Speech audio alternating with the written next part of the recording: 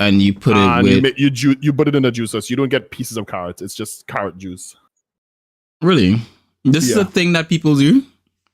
Yeah. Oh, I think it also has pineapple in it. Regular people or homeless people do this? Bro, shut the fuck up. Are Hawaiians homeless? I can't. No, well, that's obviously not like real Hawaiians who actually do that. That's probably just what people say. You know, I don't think real Hawaiians make that. That's not a thing. Oh my god. So, yeah. All right, you guys ready for this? I know you're ready live, you know. Oh, you know I'm live. Damn it, I thought I caught you all this time. Hello. You didn't catch me last time as well. Oh, welcome to the Innocent Cast, episode 11 of the podcast. We're talking about Jujutsu Kaisen today. Bloody fracking hell. I am late. I have to say, I'm the reason we're late today, but late is better than never. So I've been going all day, you know. I'm very active. Those of you in the chat watching live right now, please make sure to like, because it helps the channel and it helps the podcast reach people. So please make sure to hit that like button and all that kind of good stuff. It is I, your Bando of Dreams Q, here with that sort of like chi bando that we call Rare. You know, what's going on, Rare? How you doing, man? What? Yeah. Hello. You know you're a chi bando, right? You know what a chi bando is, right? Chi bando, never, bro. Where do you find these names, bro? You see, a chi bando is like a chibi husbando. You know, like they're not full husbando yet. They're chi bando. What do you mean? Yeah. See, the association. I think I'm the person who's been married longest here. If anyone, I should be the bando of bandos, and you should be like the chi bando. Nah, you see, the association spoke, and we agreed that you can't be a full bando. Yeah, it's a thing. It's a thing. Like because we're mates. Like I try to stick up for you. Like honestly, I did, but disappointed. The association, and when I say the association, I mean like me. We said no, like so. Yeah, we. And who else do we have here in this podcast tonight? Well, you introduced the person since you brought along a straggler, so let's hear this one. Yeah, we have my buddy here. I'm gonna call him Narm. I use different names for him. So Narm, how about you introduce yourself? Maybe the viewers might want to know who you are. Hello, I'm Nevi. You know, I consider myself a bit of an anime connoisseur, and I'm here to give my piece because I actually watched all of Jujutsu when it first came out. You know, we actually watched it together. This is the person I watched it with. Yeah. I actually I read the manga too. I'm like somewhat caught up with it too. I'm not going to talk about that here, obviously, but right, you know, so pretty expensive stuff. Okay. What do you do in your free time? Just real quick, just like so we can get other than watching anime, I play a little bit of chess, but I'm mostly a fighting game player. Like I'll come home from work and I'll just load up some BlazBlue, some Street Fighter, some MK, Guilty Gear. You know, if there's a fighting game out there, I've either heard of it or played it before. Well, you know what? Let me see if I can figure out an obscure fighting game that you probably haven't played or heard of. What about Sonic Fighters? It's not on the GameCube. Yeah, have you played that one? I played that one because my friend is a huge fighting game fan, and he actually told me that Sonic in Smash Bros. His moveset was based on his moveset from Sonic Fighters, at least a little bit. Like God damn it! Okay, what about a fighting game? What about a fighting game that I made that I haven't published yet? Then I'll be the first person to play it when it comes out. Commitment. Yeah, well, have you heard of our Lord and Savior? Waifus. I was going to say, because I have to mention this at least once in every podcast, as I have done in previous podcasts, but have you heard of our Lord and Savior Black Desert Online by chance? I've played a little bit of Black Desert Online. It's kind of cool. It's a game for homeless people, yes. Wow. Homeless people, the game, you know. Oh my God. Black Desert Homeless Online, yes. Yeah. All right. Well, today's episode is about JJK, Jujutsu Kaisen. Yeah. And as always, I'm going to do the mandatory spoiler warning. We're doing apparently all of it. So I personally just recently watched like up to episode 9 till I was rudely interrupted. You've seen the whole thing already. You told that's the whole reason we picked that. Well, that Jujutsu Kaisen was selected, so you wouldn't have any extra watching to watch. I was the one who watched the whole thing in 1 week. So just to put it out there, like he's seen this already. Like this is not. Don't make it sound like oh my god, look, poor me. You know, keep just selecting stuff. You know, at random. Feel sorry for me, like, please. Nobody feeling sorry for you, bitch. Like you got this. Like, oh my god. Right. Right. So Jujutsu Kaisen is an anime. It's a shonen anime. From, well, you know, it's obviously like your Naruto's, your Bleach, your One Pieces, and so forth. In that sense, you know, the whole storyline is what I would consider to be kid friendly. You know, that's what all shonen anime tend to be, a bit kid friendly. You know, if I do say so myself. I wouldn't say that. I'd say shonen tend to be a little bit. I'd say Japan's view on what's kid friendly is a little skewed. You think that that the Japanese have it wrong, and the America view of kid friendly is right? Yes. Well, it's like well, I mean, if you actually watch American TV, it's very, very catery and you know, like disarmed, because you know, shonen is meant to target what, like from 12 to 15 or something like that. So you know. I don't know. I don't see a lot of American kid-friendly, quote-unquote, cartoons that feature blood, killing, and overall violence. But I mean, you know, you know, I mean, blood, killing, violence, la-di-da. These are basically, you know, like basic stipulations of America life. You know what I mean? Yeah. But we don't just post that on TV, and even then, that's not true either. There's like a very big divide among us that like shows that we don't like a big portion of us don't like that. Yeah, because I'm American. In my brain, yeah, put it in my chest. Yeah, I am American, so like, I well, would just say, you are and you are not. I mean, you know, you American, you US people like to say America, yes, but you know, the US is just a subset of America. There's the Americas, Canada, you know, the United States of America. And then you have South America, you know, Central America, you know, you have the Caribbean. My wife would argue that actually America is also Brazil. So but America is Brazil. Brazil is South America. She isn't not that she would argue. She right, man. You got to say with your chest out. She right, sir. I wouldn't call up Brazil America. Yeah, you wouldn't go to someone and say that. I do just want to say, like, a lot of Americans do fetishize things like guns and like the whole patriotism thing, but like gore and violence is not really things that that are like super centered on for us, at least in media terms, right? I would say probably for like maybe like for an animated stuff, possibly I would say outside of that in games, like blood and gore is very much a big part of the gaming space. Compared to back then, it's been toned down. Like look at God of War. That game was just Kratos was ripping off heads and ripping out eyeballs every 2 seconds, but then they shifted to a narrative focus. All of the games now, like Shadow Warrior 2 and 3, toned down on it and started focusing more on the narrative and, you know, what gets people entertained for more possible sequels and buying all of their merch. So is it still a thing? Definitely, but I wouldn't say it's something that we focus on. Like everybody's gonna there are gonna be people who play the video games to be gore fiends, right? I get super excited whenever I'm playing God of War 4, but it's definitely not as hardcore as it was before. You know, that goes back to what I was saying about I definitely wouldn't say anime is very kid friendly. I can't even think of any off the top of my head other than like slice of lifes that I'd be comfortable showing to somebody that was like 10. And even then it's really it's a really hard thing. Like Nichijou is one of my favorite slice of lives, and I probably wouldn't show it to my sister because it does touch upon some sexual things with like one character.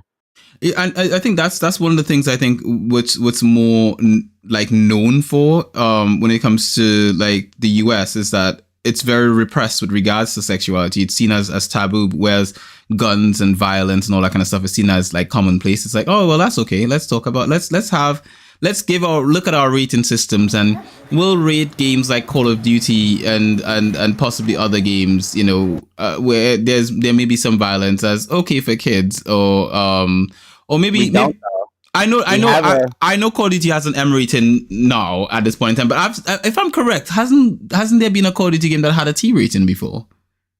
Probably one that I think I know what you're talking about. But I don't think that one had either a large like following or it was one of the more niche spin-offs because there were some that appeared on mobile consoles or mobile gaming like peripherals like the DS. And those ones also once again focus more a bit on the story than like the PvP aspect.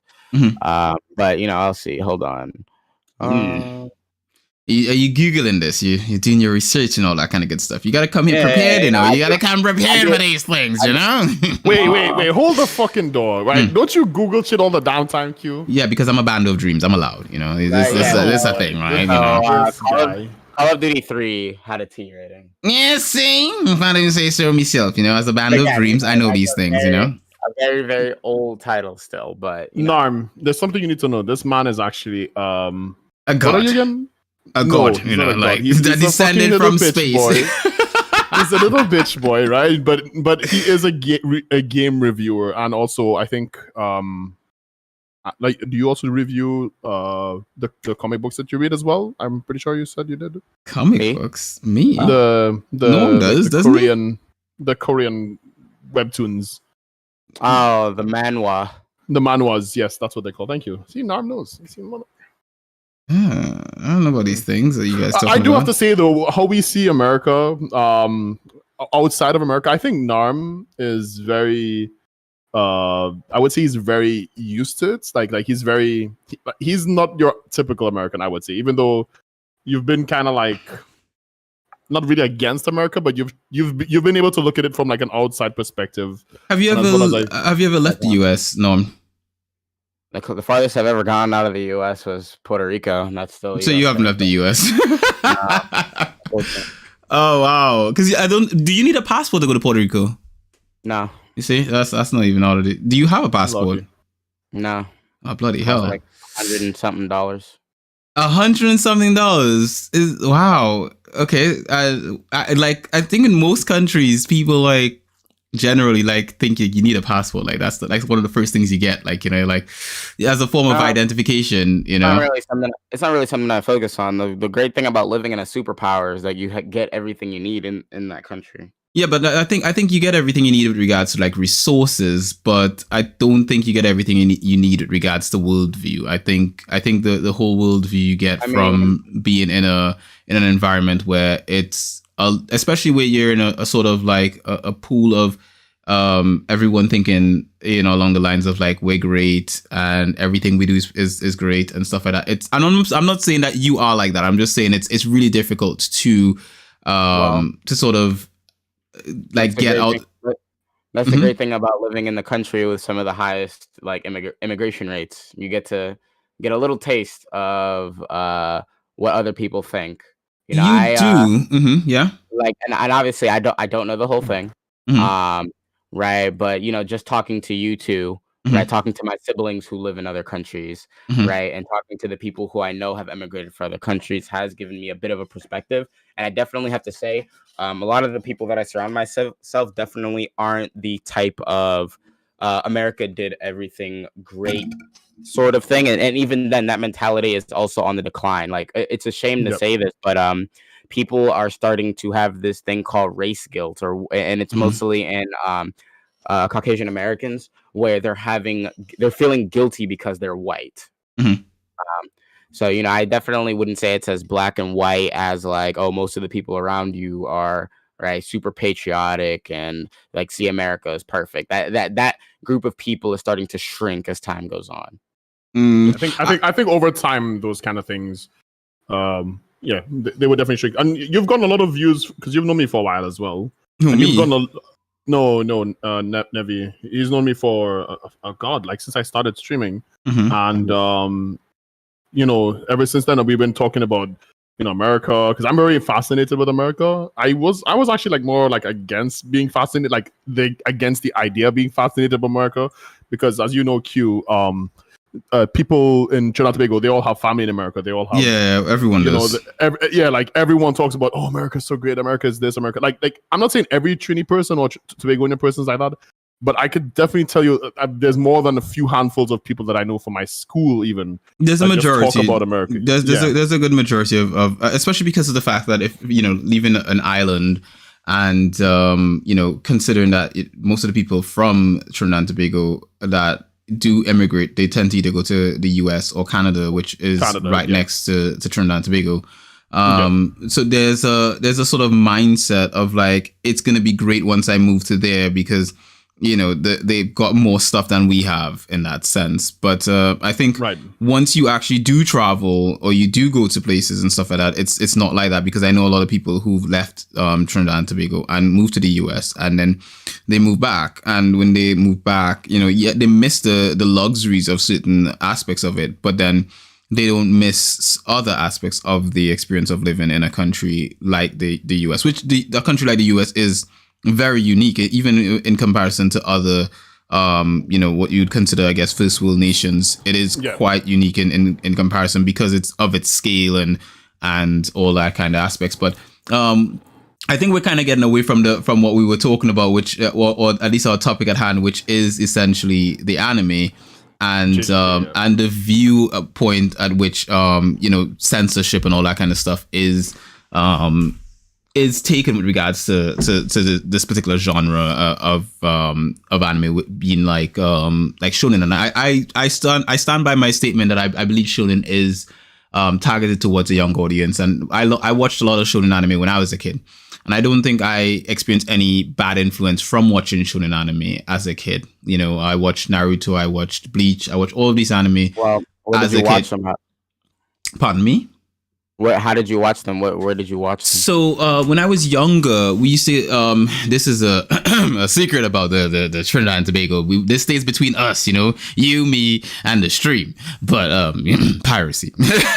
Okay. Wow. Sorry, we have pirates in the Caribbean. Pirates in the Caribbean. So it's essentially how it worked back then is that people would basically, I guess, either get original copy of the anime, or they would download it from websites like I think LimeWire was one of them, and they would burn the episodes onto a disc and a DVD disc at the time.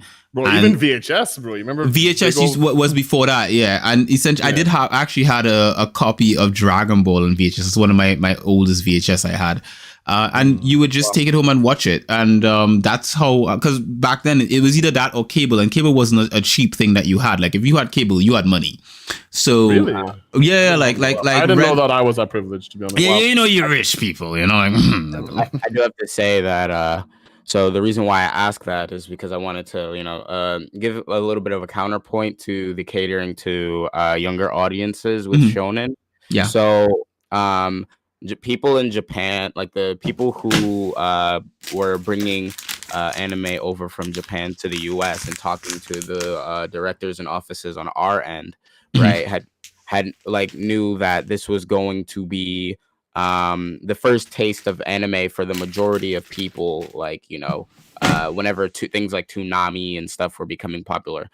You can see that they censored it in most of the places that they put it on American television. So for instance, there was a long period of time where the version of Naruto we got in the US when it first showed up on Funimation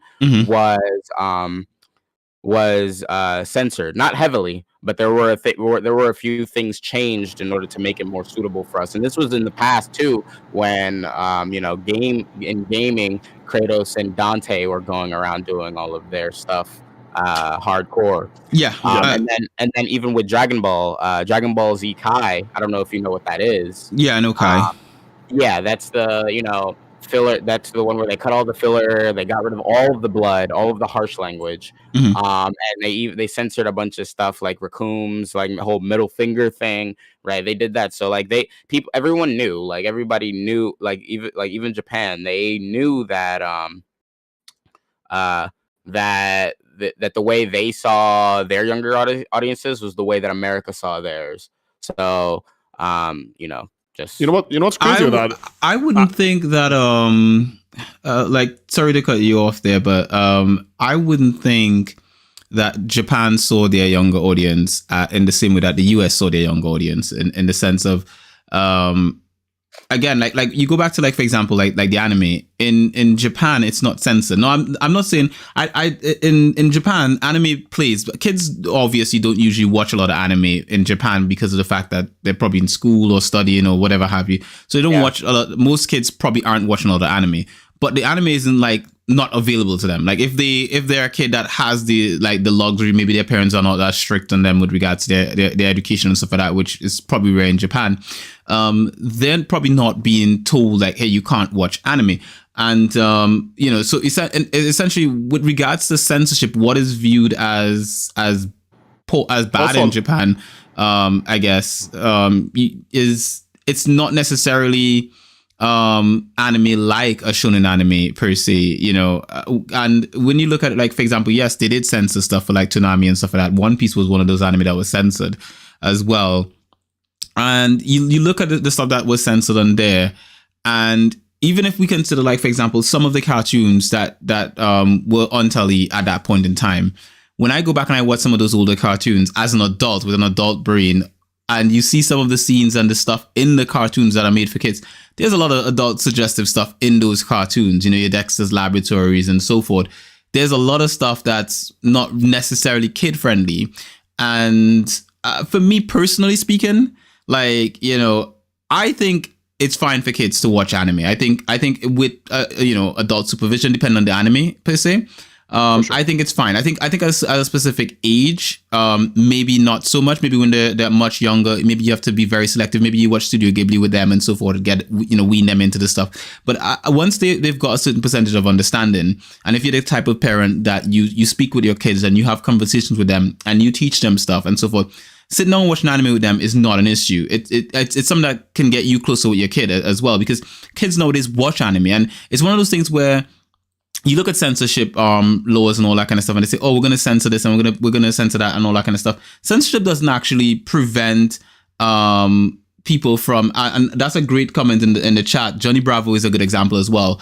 Censorship doesn't really protect the children per se, because when I look back at when I was a kid, growing up in the Caribbean, so many kids I knew played Grand Theft Auto as kids, right? And it wasn't like Grand Theft Auto was not available, like, in the sense that Grand Theft Auto is rated M for mature, but no one stopped kids from playing Grand Theft Auto. It was just available, right? Yeah. So shows. The thing with that though is that, like, that then comes down to the parents. There actually are adverse effects to No, but the thing with the where I would disagree with you on, I agree it comes down to the parents, but I agree that you should have rating scores for parents to choose the right stuff. Censorship doesn't help anyone. Like, censoring something basically just hurts the art. It hurts the craft, because the people who it's probably made for, the censorship isn't helping anyone. It's because literally at the end of the day, the kid is still going to see it anyway if the kid wants to see it, right? And so if your kid is watching something that they're not supposed to be watching, that's not the fault of the creators creating the show. That's the parents' fault.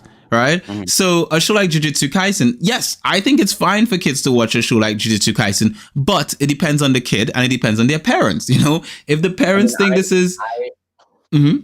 So the thing about that though is, like, yeah, you're right. I completely agree with you on the censorship part. Mm-hmm. There's no point in it if it's not meant for a specific target audience to begin with. Yeah. But I have to disagree whenever it comes to letting certain kids watch anime, because there are like adverse effects to watching that sort of thing, even in fiction. Like, give me an example. So for instance, like, this is an example that I can give you because I've seen both sides of the story, and this is like with me and my brother personally. Okay. So whenever you are exposed to very graphical imagery as a kid, you start becoming numb to those experiences, and in certain situations, it can end up making you take them less serious whenever they happen. Whenever they either happen IRL or you get exposed to more of the graphical content and more video games. This is a very apparent thing because, Mortal Kombat, for instance, extremely graphic, always rated M, right? Something that I don't think kids should be playing very often. So if I watch every fatality in the game, or my brother watches every fatality in the game, we'd be saying things like, "Oh yeah, that was cool. I like how Scorpion did this. I like how he like bisected that dude." But you can go over a bunch of videos on YouTube to people who have never been exposed to that sort of thing before as adults, and they become like physically ill over time. Like there were people who I've seen watch those sort of things from like Mortal Kombat 11 for the very first time, and they've been brought to like gagging or crying or like, you know, just throwing up in general. And you might be saying, well, well, what does that matter? Like you can take it even though they can't, but this can affect you in certain situations too. Like kids who are exposed to like a lot of graphical imagery and deaths, right, start to like they start to lose the meaning. Like their brains are being molded. They start seeing it as a normal thing.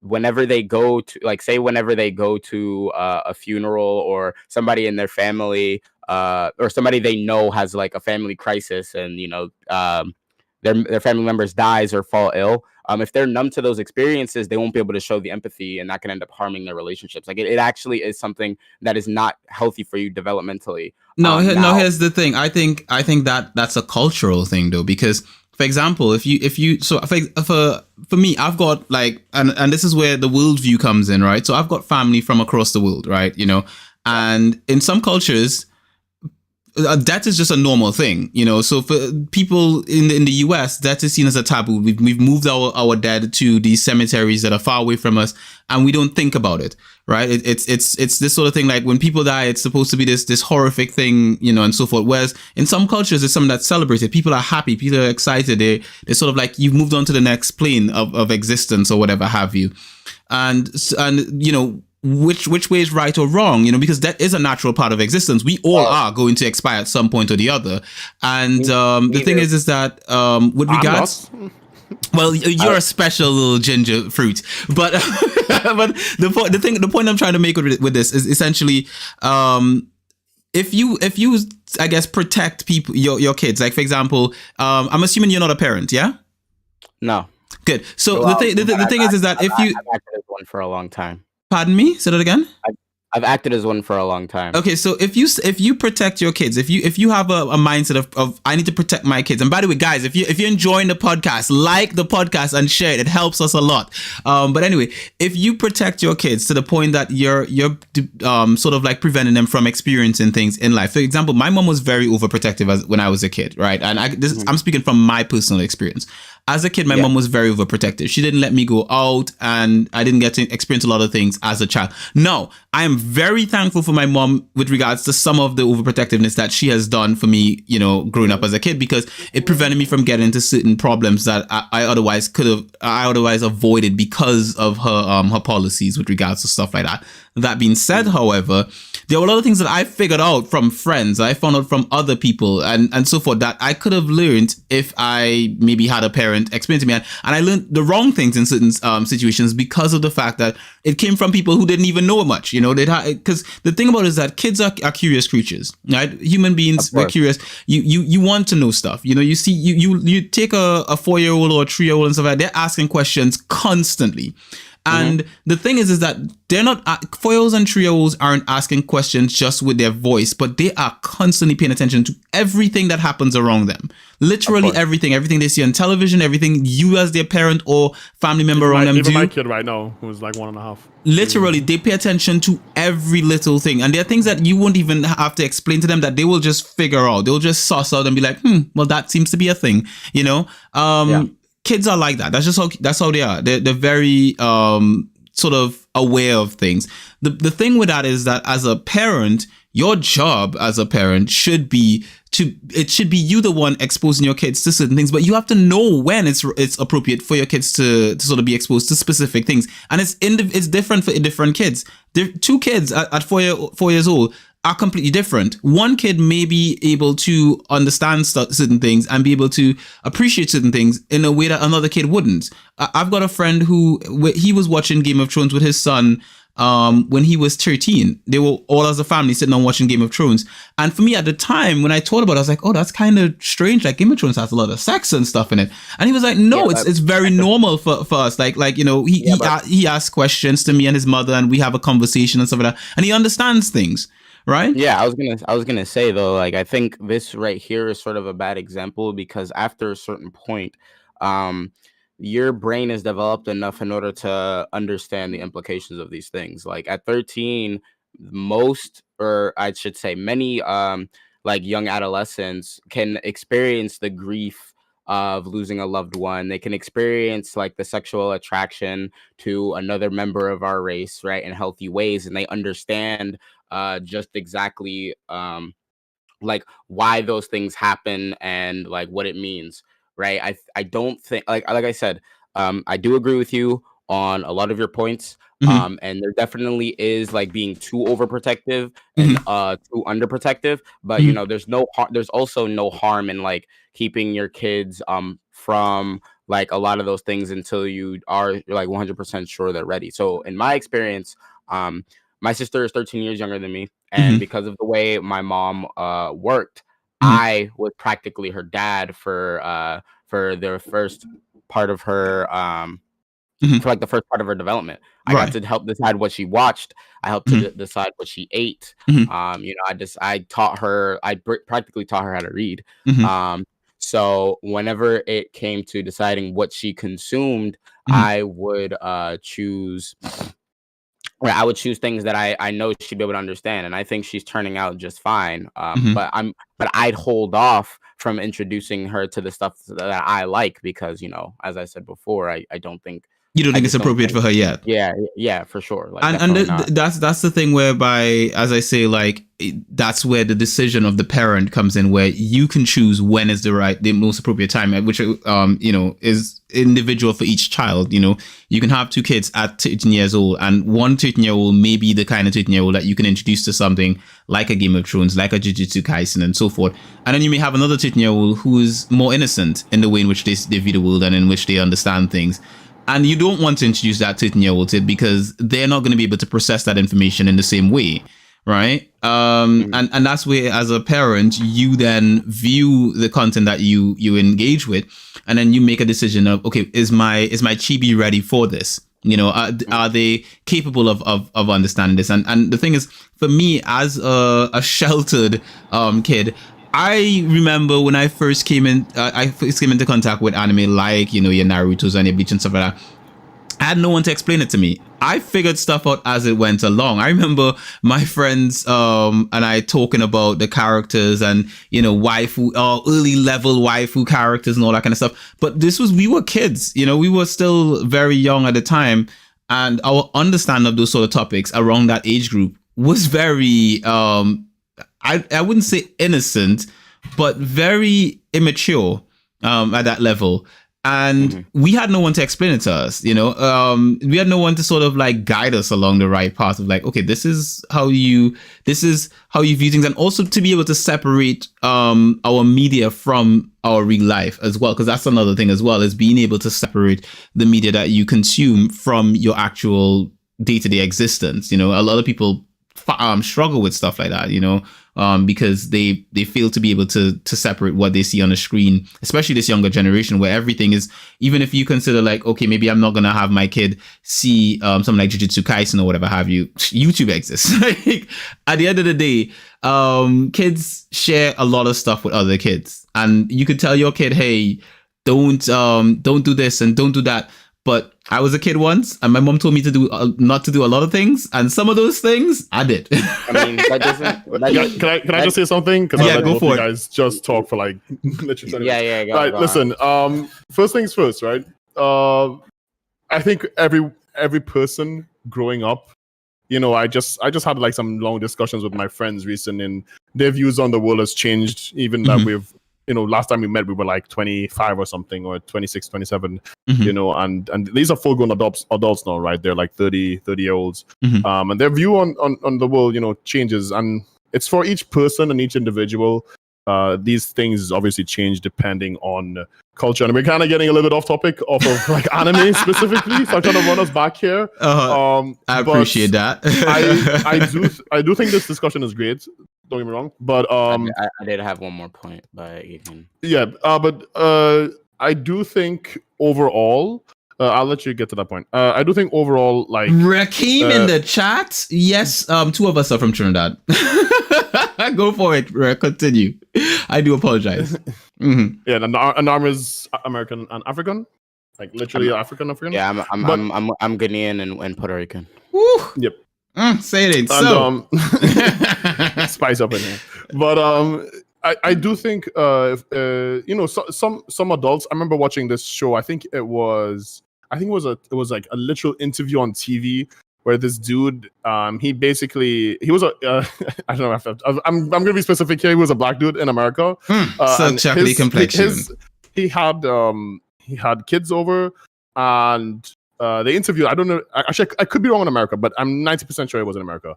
And they interviewed him, and they were like, and he was saying like are you naked on your kids? And he said, yeah. And my kid had their friends over, and that was apparently a problem.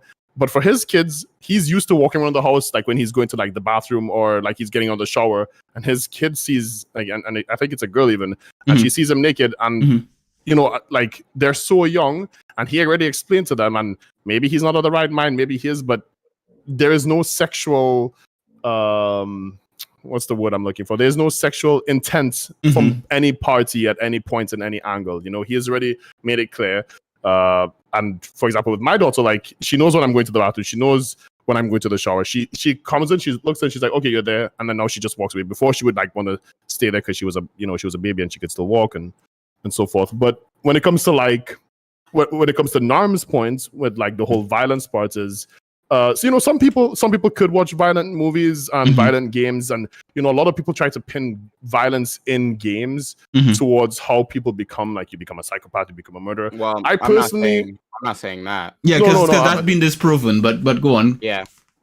Well, I was just trying to say like you know, people would say that, and people might get you know, like immune to violence to a certain degree. I obviously we both are coming to the conclusion that, you know, this is a person to person thing and even a cultural thing. You know, two people growing up in the same household could literally, you know, one could like, you know, like again, like watch Mortal Kombat, watch fatalities. One kid could probably think it's very disgusting and scary, and the other one probably is like, oh, this is great. I find it hilarious that my sister or my brother is grossed out by this, and that makes me like it even more. Yeah, you know? I was just gonna say though, it's like I don't. Correct me if I'm wrong, but I don't like the mentality that you're implying that just because my kid could get exposed to it eventually, they could like I should you know, like I shouldn't shield them from it as best I could. I think that's the misunderstanding though, is that I'm not saying that you shouldn't, I'm not saying that, okay, well, just because your kid's going to be exposed to it, you have to just like, oh, chuck it in front of them kind of stuff. But what I'm saying is that kids being curious as they are going to be exposed to stuff, especially in this world now. When we were kids and stuff like that, at least for me, I know we're probably different in age. When I was a kid, there was a lot you could, as a parent, you could keep from your kid because of the fact that we had no internet in the same way that we have now and all that kind of stuff. So there's a lot of information you could keep from a kid back then. Nowadays, it's not the same. Nowadays, you literally cannot keep shit from your kids because they find stuff out all the time. Kids have access to phones. Even if they don't have a phone, their friends have a phone and so forth. Yep. And the thing about it is that you don't know what your kids do when they go to school. Like, you know, and I say this from experience, you just don't know. You find out inevitably you do, but you don't. Your awareness of certain aspects, and sometimes your kids may be honest. Sometimes they may tell a little white lie here or there. That's what kids do. But at the end of the day, all you can do is raise your kids as best as you can. And when it comes to raising your kids as best as you can, yes, you shouldn't just like chuck stuff in front of them and like, oh, they're 4 years old, let's go watch Game of Thrones together. No, I'm saying like, especially when we're talking about anime like this, like a Jujutsu Kaisen type of anime, to bring it back to what we're talking about, I think for kids around a specific age group, right? You know, so I think it's fine. I'm down for Jujutsu, you know, especially depending on their maturity level. I think it's great. The problem with that is this is sort of like an issue that stems from the disparity between manga and anime watchers. I'm just going to say this right now. I think that's another reason why I have this view that you don't.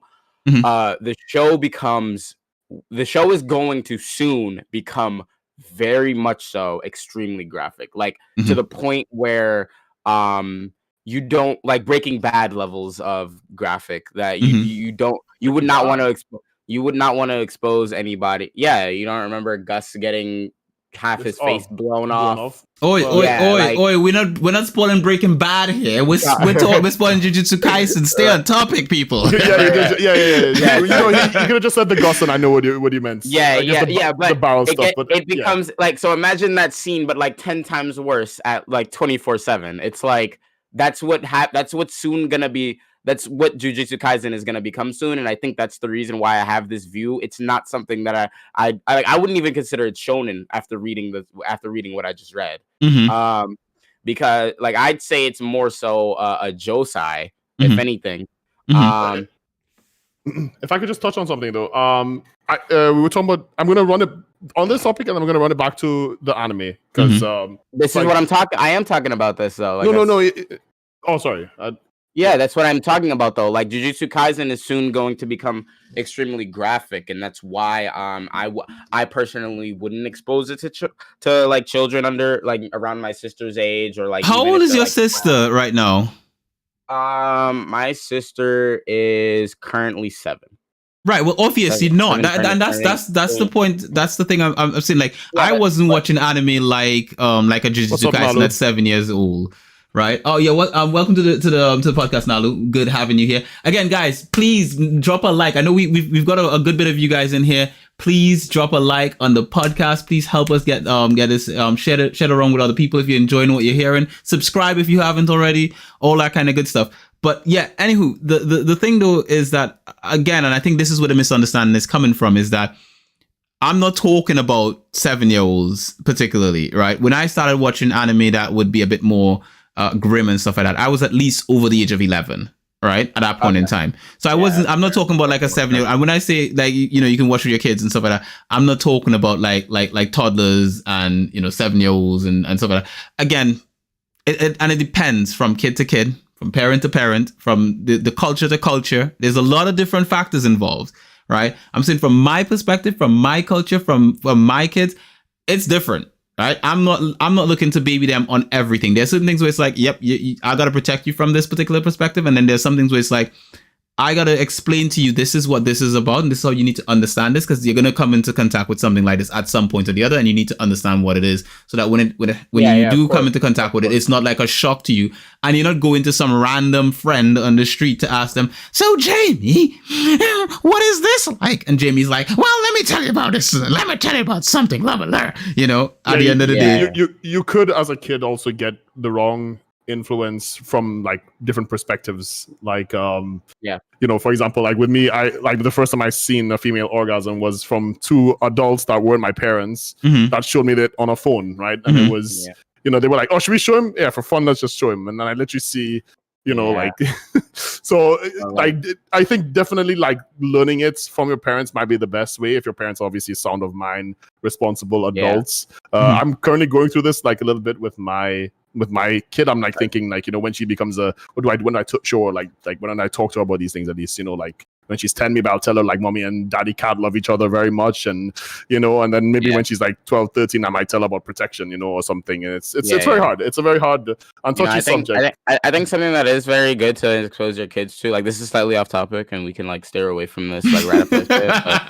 I was gonna say something that is really good to expose your kids to, that I fully 100% agree with, even when they're only like 5 or 6, because like it is very easy to show them, like to prove to them right away how dangerous it is. But guns, like I think guns are a very great thing to teach your kids at a young age, at least in my country, because I strongly disagree. Like, I strongly disagree with that one. Okay, guys, let's not go to the gun topic. Let Nam finishes what he's gonna say, and then let's wrap it up. The thing is, I was gonna say though, like the reason why I agree with it is because I've seen it done, right, and I've had it done with me before, right.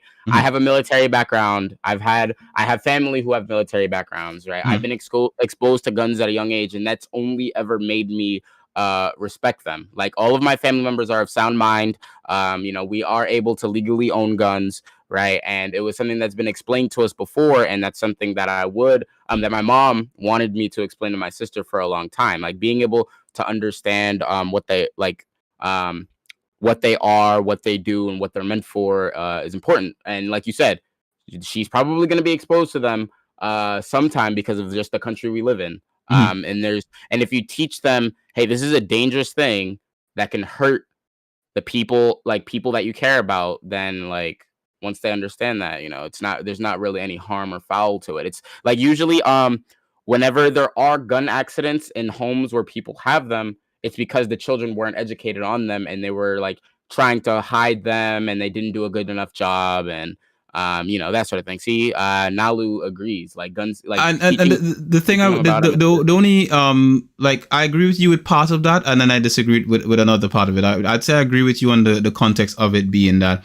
if you live in the US, then yes, because that's a gun country. But I think in other more civilized places where guns aren't just like come and stay and all that kind of stuff, I don't see any reason to introduce your kid to a gun at any point in time. Yeah, I could never see myself doing that with my kids, like saying, "Hey, I tried to weave that into my argument. I was like, yes, it's because of the country I live in. Like, that's the only reason why I say that. Yeah, because I mean, that's the only thing. But anyway, that being said, let's talk about some Jujutsu Kaisen. I wanted to talk about guns too. You know, God, you guys definitely. I'm respecting y'all. What do you got? Yeah. I mean, I know you got some stuff to say about guns because I know Sweden has as well, isn't it? No, actually, yeah. Well, but if hunting. Wait, what? Look, all I have to say about American guns, and I don't want to say this, and we can just try and move on. Is just that I actually just recently found out. I don't know who it was from. It was one of my American friends. It could have been you, Norm. It could have been someone else. So correct me, or you could say if it was you or not.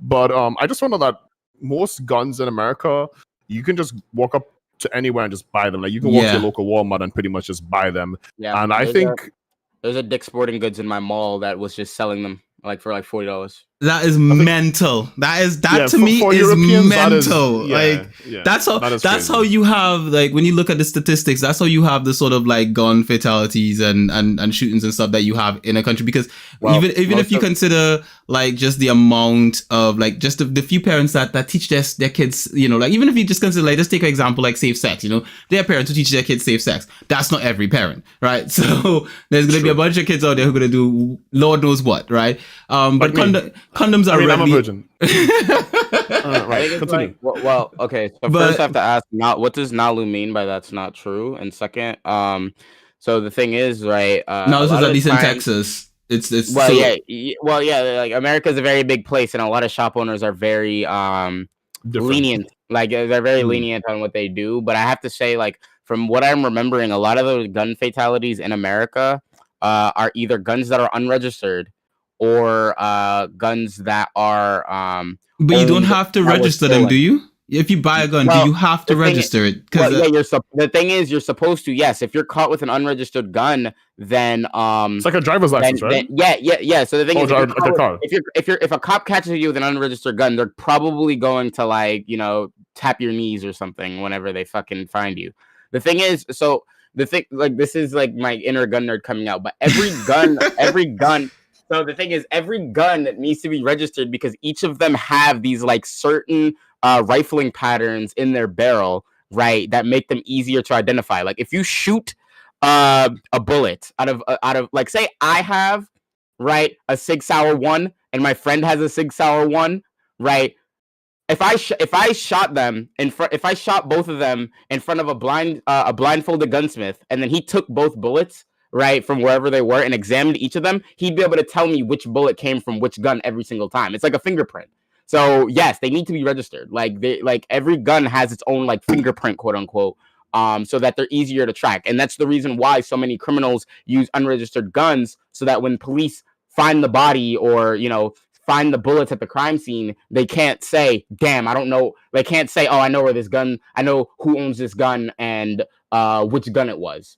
But again, it comes down to, like, there are going to be people who are in the same sense. Like, for example, alcohol is regulated in most countries, correct? But there are some places that you can get alcohol. Some people get alcohol without without going through the regular means, I guess, if you want to say, because it is it is readily available. And if let's say, for example, you live in a country where there's no alcohol, or maybe it's very hard to get access to, you find that Sweden is a good example. I was about to use that actually. You'd find that you'd have less like alcohol related issues that would pop up related to alcohol. In the same way that not that it wouldn't happen, it's going to happen way less. In the same way when, having guns so easily and readily available, it's going to happen more with regards to gun related violence and issues and stuff like that, rather than less. Is what I'm saying. And I'm not saying that again, you guys have a very interesting sort of like unique situation over there, if I do say so myself. But that being said, I don't think we have enough time to continue talking about pew-pews and all that kind of stuff. We need to talk about them Jujutsu Kaisen, right? All right, so I'm going to start talking about it. Firstly, I just want to say, and I'm going to run back a little bit on the violence in JJK, because we were talking about that, and I wanted to actually say this. Damn, we stuck on this thing. No, but I'm switching you actually to the relevant topic, which is JJ at hand. Hello, people in post. I do apologize for these two. No, but I'm just joking. But I do think, in my opinion, right, and hear me out on this. I'm going to explain this. I do think JJK is a bit violent and a bit graphic, and I'll say why. And hear me out on this. So sometimes when I'm watching a show, Q, you know this, you might not know this, but so I'm sitting and watching a show, and I suggest an anime to my wife. You could be watching, we're watching House of Dragons, and we have nothing to watch really. So I'm like, you want to watch the anime that I have to watch on the podcast with Q later? She's like, yeah, okay. So we start watching first and second episodes. And the first episode, I'm going through it, and I'm like, oh, by the way, this anime is it's more actiony and not very like gory, and I was gonna say like doesn't show a lot of like bodies and skeletons and stuff that I recalled. And then we're going through the first episode, and I'm like, okay, I think it's just the first episode. And then we go through the second episode, and I'm like, okay, wait, you know what I said before about it being kind of gory? Actually, if I remember correctly, there was some bodies. I actually completely forgot about the one scene where they're like in that big, I think it's like a student training, what's it called? Like for kids, basically. It's a kid rehabilitation center, and then they find out like that one dude who's like basically sliced in half, right? And I'm like, actually, I forgot that this show is very violent. Like the way they portray violence isn't full gore. If you're like a kid, like a 13-year-old, if you're a kid, you might see worse things already. It all depends on the person to person. And I do wanted to talk just real quick on the Sanji lollipop thing, the censoring. We actually spoke about that. I think like last episode or the episode before that, where I thought Sanji had a lollipop because I thought he just liked. Yeah, I thought he was like I'm referring to it from people I know, including myself, who like have to eat something or chew something. There's lots of popular characters that eat and chew things or have things in their mouth to simulate smoking, because you get addicted to the movement of smoking. As someone who smoked a little bit when they were younger, you get addicted to the feeling of smoking and having and toying with something in your mouth. And I never understood that was actually not supposed to be a lollipop, but it was actually supposed to be a cigarette. But obviously Toonami, which I've watched, and probably you as well, Q, if you watch it. Like, I've seen Toonami stuff in the past, and I think what. Wait! One sec. Also, I just want to say, and as well as in Japan, I do think that anime, just real quick, is supposed to be more.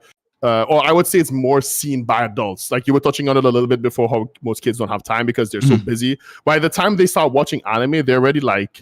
They're already like 17, 18. Maybe maybe even then they're still really busy. And, like most people in Japan are very, like most Japanese culture, like you they are culturally busy. Yeah, they're very busy people, and that's all I want to say. But I want to stay on the JJK topic. I just wanted to point those two things out there for listeners as well. Yeah. Maybe we can do an episode on censorship and those sort of topics, like just a general conversation. Because I'm sure we all have more that we can say with regards to these particular topics and all that kind of stuff. But I think if we stayed on it, we'll never talk about this Jujutsu Kaisen sort of like pleb level anime, right? So pleb level, yes, pleb level. How do you say it? So JJK or Jujutsu Kaisen has 24 episodes that can be all viewed on Crunchyroll right now. If you have Funimation, what are you doing with yourself? Switch over to Crunchyroll. Crunchyroll is pretty much they've merged with Funimation, and all their stuff is going to be moved over anyway. So you might as well just move one time, get it out of the way. And it is the official rating for it is R17+, so it is actually rated for 17 and older. Not that anyone actually follows those things. Yeah. And then it also it originally premiered in fall 2020. So the anime essentially starts off with this boy who is like super ridiculously strong for some reason. Like it's like, how is this kid so bloody strong? It's ridiculous, right? I actually forgot about that, by the way. He breaks like a shot put record and shit, like on his first try. Mm-hmm. He's Like, broken strong. He's broken strong. 50 kilometers per hour. He like beats the world record. Yeah. One of his classmates implied that he can like outrun cars. Yeah. Like he's like ridiculous. He's even faster than my car. And then like this is one, like I'm actually gonna say though I'm a little upset with how slow it is. So I've actually am like upset with how slow it's being animated because there's a lot of stuff that gets explained in the arc that happens right after the anime cuts off, which is like sucks because I know the answers to all of these questions now solely because I read maybe like 3 chapters further than where the anime ended. But yeah, it's a little. To say that, right? You moved away from the mic there. Can't hear a word you just said. Sorry. You need to mic that shit. I stopped talking though. I was just saying that's it though. That's it. Oh yeah. By the way, Q usually breaks down the anime. We've had it so that Q kind of just runs through the anime a little bit. So he's just talking like he's just explaining the anime to the viewers. The general consensus, you know. For you what know, it's about. There's some motherfucker out there that's sitting and not watching this show and watching our podcast instead. And you know, we don't mind that you guys are here. You know, you can spoil it as much as you want. But one beautiful person out there, just like absorbing our voices and stuff. Like, I like this. Very nice. So essentially, So he's basically then in a situation where he's protecting someone at school. From a monster. He can't see the monster, but he can somewhat sense that something's there, right? Some kind of creature. And he was able to see it. He was. I could swear he was seeing like a sort of like an outline, but not the actual thing. It was like they said something like whenever there's a lot of cursed energy and a lot of curses in an area, you can start seeing them. Because the one the one normal human like girl who he was with, was starting to see them too. Like she got scared whenever one of them was about to attack her. Like walking past, and she saw it on the dude's shoulder too. Remember, I'm pretty sure there was like one on his head or on his head. It was pulling his mouth. Yeah, and she saw it, so like he was able to see it. Okay, so then I mean, I'm 24 episodes and I've forgotten something. So okay, he can see it, and essentially he's protecting this. He's trying to protect someone in school. He gets to the point where he's outmatched. He's not going to win this fight. It's a losing fight, and there's this. He gets this finger, right? And this baffles me. Like, who the frack thinks I'll just eat this finger, right? He gets this finger and it's, he finds out, this thing's supposed to be really powerful, la-di-da, whatever have you. My guy eats the finger. Now, that's a gross ass looking finger. And it's a finger with a nail and everything. I'm thinking like, Lord, the germs. I'm like, where has that finger been? What did it touch? It's been places. What ass has it wiped? I'm just like, Lord of mercy. This guy is out here like eating fingers and shit. But then he gets like super powered up, and he's able to like keep changing this sort of like the finger belongs to this demon or whatever have you. Who or Curse as they call him? It's a man. Basically, it's a man from like over 1,000 years ago that became kind of like a myth, semi like god or legend, I would say in some regards. And he's actually an actual Japanese, from what Nevi has told me. He's actually like actual what's it called, a Hokai? He's a yokai. Yeah. A yokai, right? I actually only figured out who Sukuna was because I was playing a video game myself. So if you play King 1 or I think that's the English translation, but it goes by Neo 1 and Neo's a good game. Neo 1 and Neo 2. Those games, like there's a yokai named Ryoumen Sukuna, and it's like it's a monster with 4 arms, 2 faces, and 4 legs. Right, and half of it uses fire, and half of it uses ice.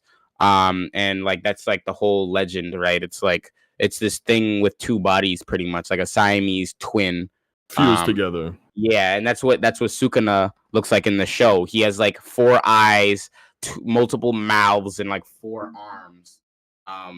You're cutting away from your mic, as well. You keep going away from the mic, yeah, definitely. Sorry. they keep describing him as this. They keep describing him as this monster with 2 faces and four hands. By the way, Q, he actually so the viewers might not obviously they've seen it, but it's not actually Itadori, our main character, which I actually remember the names of these characters. Look at you. For once. But it's I guess the guy who tags along with him. And he basically explains to him that, but he explains the whole. They do this really well, actually. They explain that the curses or another curses. What are they called now? The curses and the I guess and the curses the curse wizards or whatever they call them. The Jujutsu sorcerers. Yeah, the sorcerers. That's the one. So exactly. So the curses are made from negative energy and emotions and all sorts of like emotions in general, actually, mostly like guilt, hatred, I think even something like pain as well can affect it.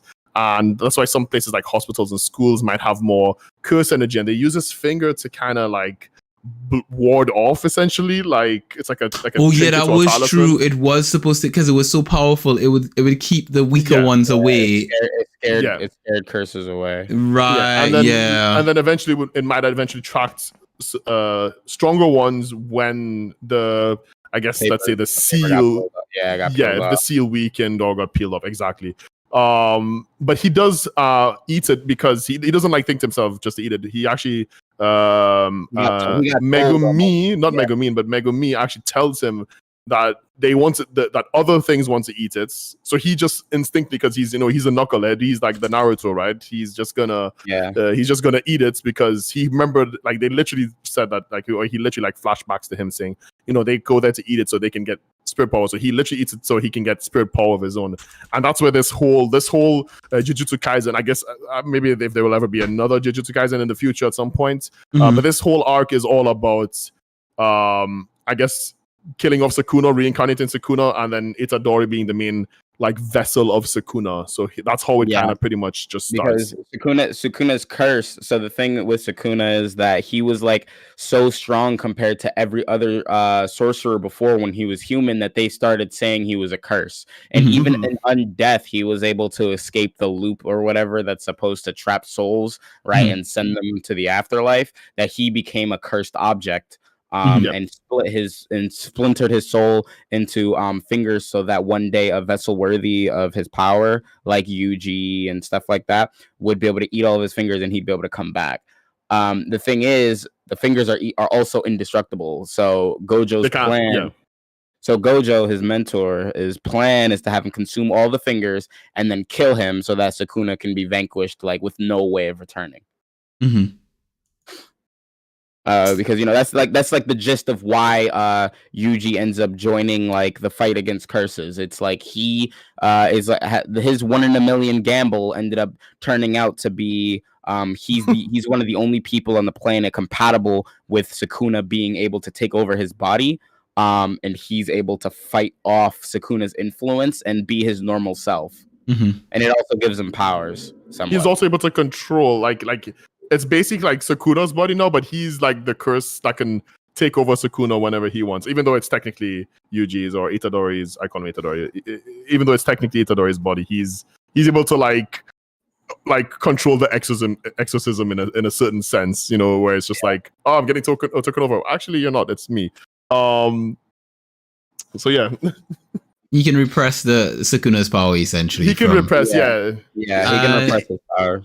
So he gives a lot of Naruto, like Naruto tales, kind of. Nah, Naruto wasn't able to deal with that shit at all, bro. That's no. Here's the thing, though. This is one of the things I want to say, and I love the fact that you brought up Naruto. Is that this anime, along with a couple others I've seen recently, does mirror a lot of aspects or things as Naruto. It may not be exactly the same way, like you're saying, like he's not as strong as Naruto wasn't as strong as him at that age and so forth. Or at least, he is older than Naruto, so he's about the age where Naruto actually figured out how to control his shit. But I think the thing is, like, the reason why this anime is so well liked is because the author actually sees how to make all of these aspects good. Like, it's one thing to copy someone, right? But if you actually improve on their idea or do it in a way that doesn't frustrate people, then that makes sense. Because when we talk about Naruto and Kurama, a few of the problems that people have with the tail beast is they took a little bit too long to give it plot relevance, and it ended up becoming a device to use whenever Naruto kind of needed a crutch. Right, and stuff like that. Like they talked about at the beginning with Naruto specifically that it impacted his relationships with people from the gate, right? Because they kept saying, "Oh, he's a monster. The tail beast killed my friends. Naruto is gone. Like he's just Kurama," so they shunned him. But a little bit after that, it stopped being a thing. And then in Shippuden, it became a thing again. By the way, don't talk too much about Naruto or spoilers specifically. Yeah, because we're not going into that particular one. I was just gonna say we might do an episode on it, just to let you know.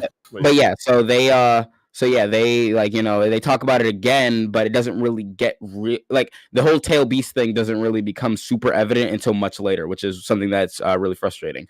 With Yuji and his relationship to Sukuna. It's super important throughout the entire time, throughout the entire time. Like the main cast of villains, their biggest focus is like Sukuna's. We want to bring Sukuna back, right? That's like their whole thing. They're saying we want to bring Sukuna back. We want it to be on our side. So 24/7, 25/8. That's mostly what the characters talk about whenever they bring up Yuji.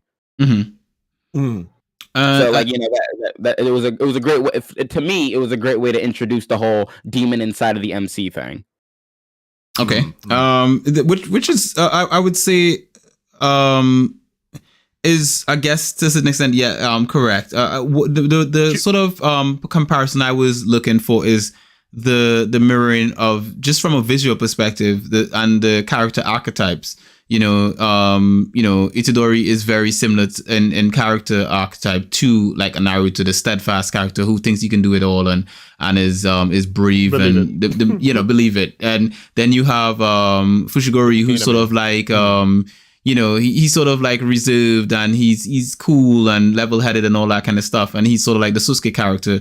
Then you have your Gojo, who's mysterious and covers his face and has white hair and kind of is powerful. He's like your Kakashi, right? I've forgotten this guy's name.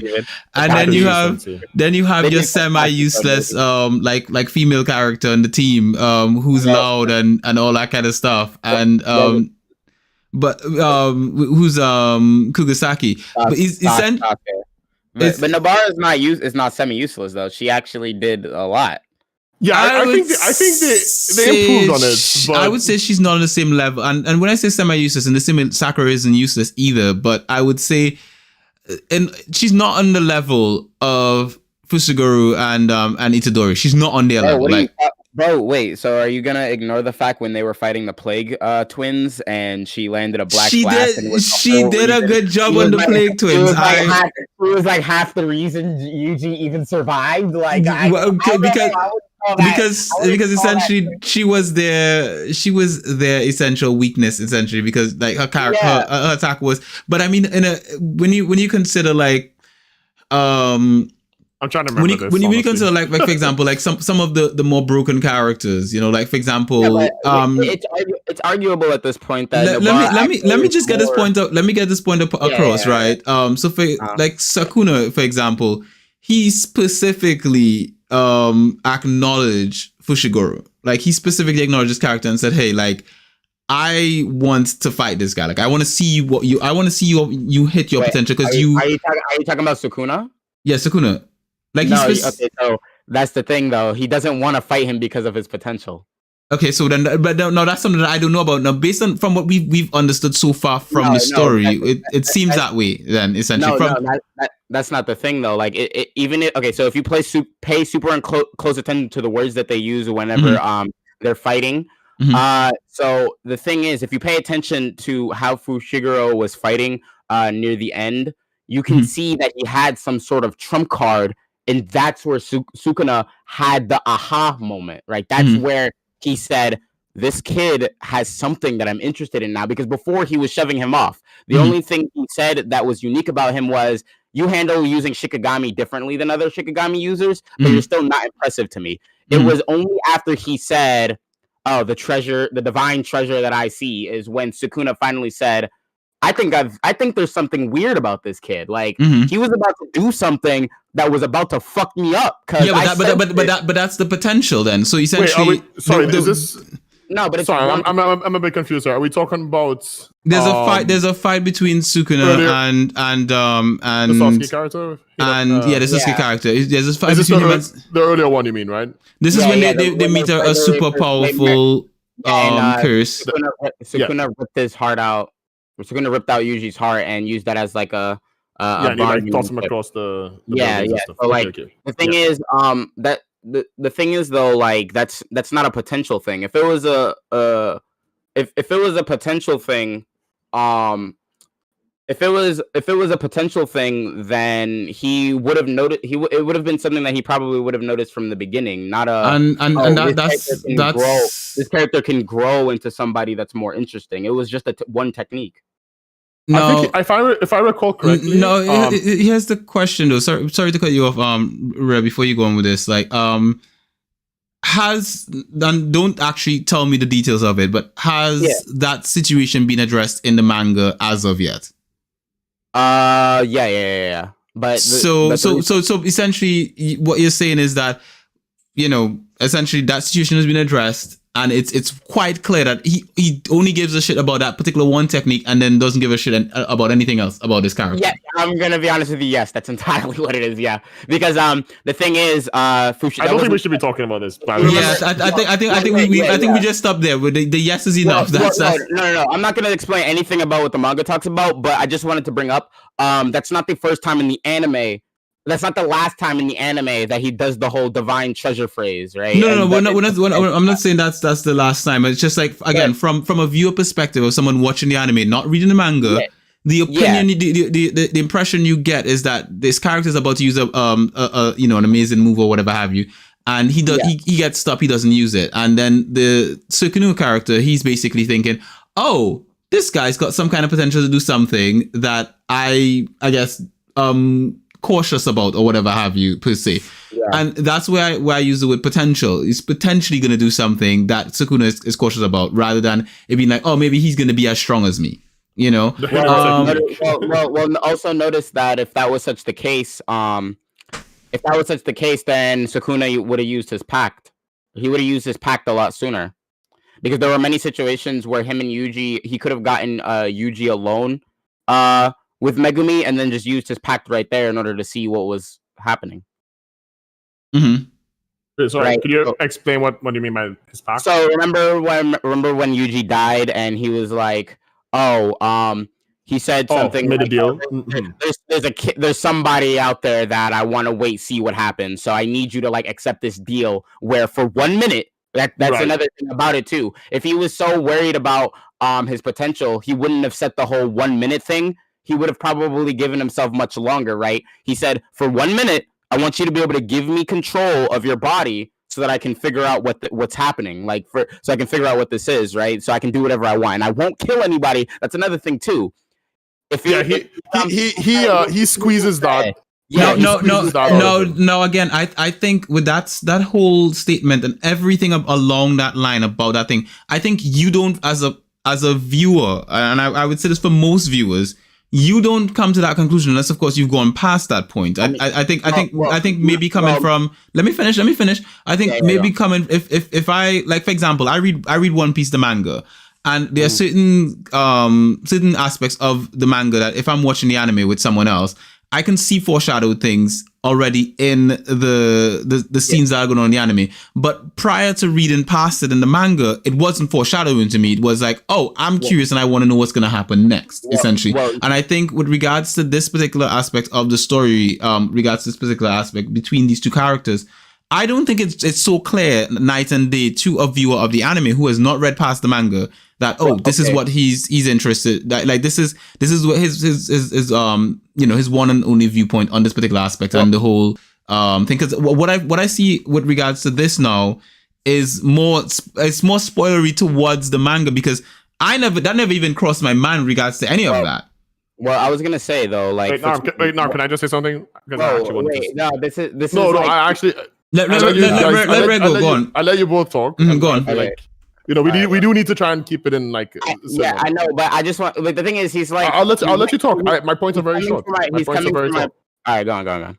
I was just gonna say, just real quick, because both you touch on these two things, and I have something to add to it. It is because I literally just watched it all today again, and this is why I think personally, I do think we should have just, in my opinion, covered just the first 12 episodes, so we can at least for me, because I'm trying to remember the twins fight you guys talked about real quick. But going back to this, he does when they're fighting on the roof, and then he summons his snake and his bird, or I think it's called Orochimaru or Orochi or something. Orochi. I don't know if it's that's the word for snake or that specific snake or whatever, but it's kind of cool because he kind of looks like thingy. But sidetracking there, he does say that the way he did it, it was something with the shadows. I remember him saying that specifically. Yeah, and I do remember the pack thingy. Just real quick, I do remember the pack thingy. And I do remember them sitting inside of Sukuna's domain, or inside his head, basically, and them having this pack. And I don't remember because I don't remember it was so long ago since I watched the anime, but I don't remember if it was ever brought up, and it didn't really trigger my memory after all this time. If did he ever get his 1 minute? Because I remember the whole 1 minute thing. I just don't remember it never happens in the anime. Yeah. It's from episode 1 to episode 24, it hasn't happened. Yeah, no, he doesn't do it yet. So that's the thing that's why I say it's a foreshadowing thing that you only truly. No.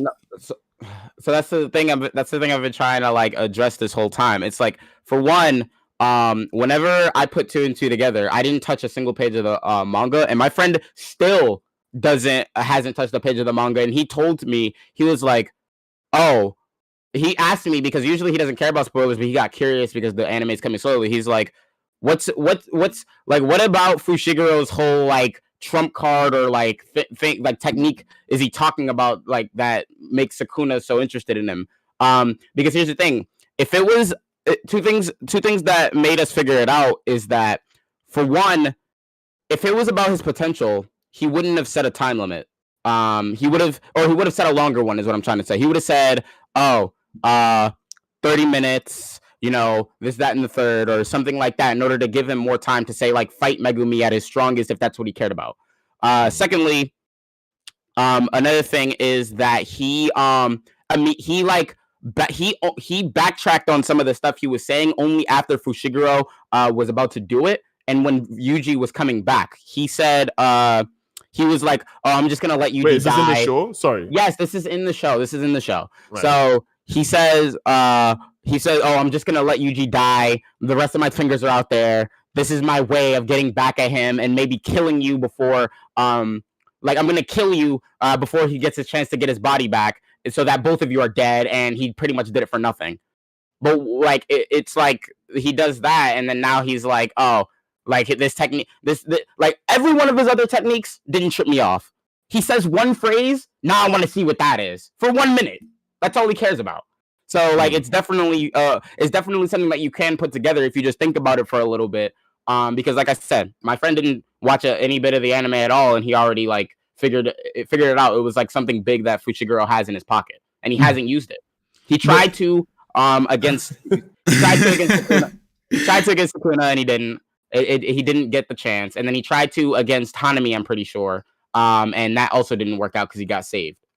But the perspective on that again comes from, at least essentially, he's got some secret technique that he's gonna use or whatever have you and so forth. The idea behind it, or I guess the perspective that I came at, I guess, with regards to it, from the viewpoint that I was coming at, not knowing anything about the manga, or just essentially from where I was watching up to that point, was that yes, he's going to do some sort of move or ability and stuff like that, and Sukuna being interested in him, and again, and that's why I say the word potential, I'm not using it specifically with regards to oh, he's going to be as strong as Sukuna, but the potential of that ability or that move or whatever was going to happen at that particular point in time. Yes, there's he sees some potential in that character that he doesn't see in any other character. He doesn't see anything else that any of the other characters have done so far, at least from his perspective, most of them. If I think the only other character probably would be Gojo. But he doesn't see anything in any of the other characters that he's like, that he sees any fascination or interest in with regards to their potential. And I think you're probably misconstruing the whole notion of potential as in, oh well, potential meaning that, well, how strong he's gonna be, whereas it can be used in a different way with regards to just an ability. How strong is this ability going to be? How capable is this ability going to be? What is it going to be able to do? Or whatever have you, and so forth. So that's why I say he's interested in his potential. He's interested in the potential of whatever he's going to do with regards to that particular ability and so forth. Whether or not it's just for that ability alone or not, I wasn't thinking about that. But with regards to the potential of the character, and Fushiguro being the character who has the potential to use that ability. He's the only one, at least so far that we know of, who can do that thing or whatever he was going to do. Yep. But if I can say one thing, I'm without spoiling anything, I'm just thinking might guy. That's all I want to say. Without you're thinking it's like a might guy kind of move thing. Yeah. Okay. I'm thinking something else, but and I think this is one of the things with regards to this particular anime is that. We'll get to speculation, I think, in the future, because I do like to, obviously, I don't read the manga, so for me, speculating is more fun, and I do like talking to you guys about speculating, and we will get to that point. I have to mute myself now because I'm laughing because I know exactly what it is. Right? All right, okay. Yeah. So we're not getting into that because but yeah. We're not getting into I think we should move on from this subject. The reason why I bring this up though, the reason why I even did this whole thing about defending Nobara is because there are some points where it's arguable that when it comes to talent, Nobara and Fushiguro are both either relative or Nobara is better than he is. And the reason why I say that is because during the Hanami fight, something that they were hyping the hell out of is that Black Flash, melee fighters. Black Flash.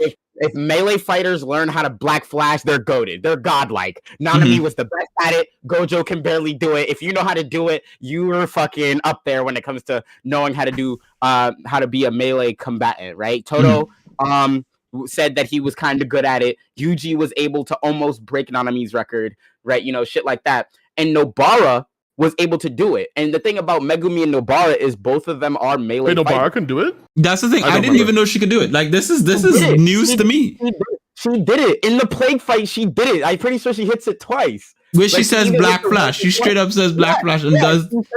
Yes. Honestly, Q, if you don't remember this, I don't remember this because I haven't seen this in over a year. I would say you were paying way more attention to that fight than I was, because for me, I saw her use her attack and all that kind of stuff with her thing, and I was like, okay, cool.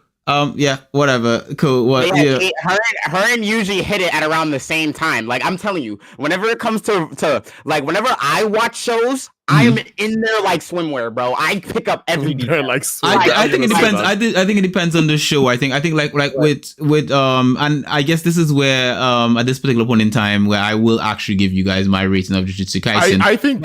Wait, 1 second now.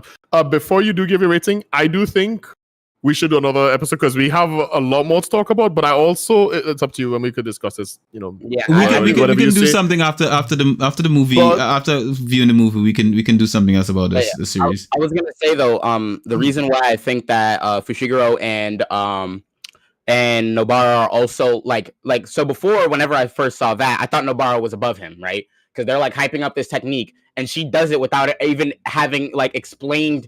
She wasn't. It wasn't even explained to her what it was, and she did it off of instinct, right? So I was like, okay, so Nobara is better than. Wait, isn't she pretty good? Sorry to interrupt you. Isn't she pretty good already? Before she even gets into the school. Yeah. They said that being able to do the voodoo doll shit she does requires a lot of precision and control over her cursed energy. So that it baffles me that that Q actually thinks that she's semi useless because she hasn't shown that. And again, this is where I think we are misunderstanding each other here. Is that I listed her as this again with the similarities to Naruto, being that she's the semi-useless character, like a Sakura kind of character, because of the perspective of how her character is from the perspective I came at looking at the show, how her character is portrayed. I'm not saying, and this is why I say I'm not saying that she's useless in the same way that Sakura is not useless. Like Sakura is at the point in time, if we age the characters up, to the ages of Naruto at the end of the series, right? Because these characters are aged around the same age that Naruto and Sasuke and Sakura were at by the end of the Naruto Shippuden series. No, I think at the beginning, they're like 16, 15. So like aren't they all 7? They're 15, 16. I'm saying again, around the Shippuden era, right? You take those characters around Shippuden and you take these characters here, they're about that same kind of age group, right?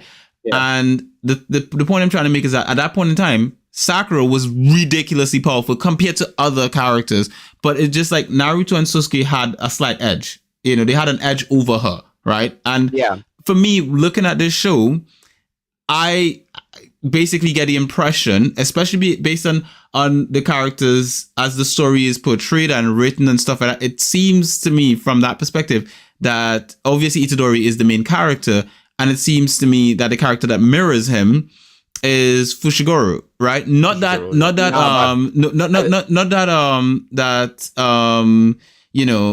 what's her name again? Nobara. Nobara is unimportant or whatever have you. I'm just saying from the using Naruto as the mirror for this series, in the sense that it does mirror a lot of stuff from Naruto. It does have a lot of like some familiar things, you know, like I can see a lot of familiar stuff. Whether it's done better or worse, that's not what I'm discussing here. I'm just saying there's a lot of familiarity with regards to it in where it's coming from. Like over the top kind of. It's like an homage, basically.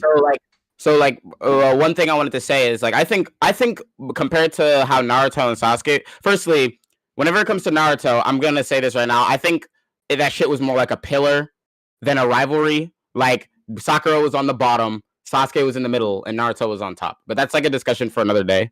And then whenever it comes to the three main characters of Jujutsu, I think it's a triangle. I think all of them are like pretty relative to each other's skill level, and none of them are lagging behind. If anything, I think if there's any character that has a slight edge over them, while most of them are still equal, it's Fushiguro, and that's what I was going to say before. The reason why I think him and Nobara are about equal is because while Nobara is able to do Black Flash, Yuji's able to do Black Flash, Fushiguro was the only one out of the three who was able to do domain expansion.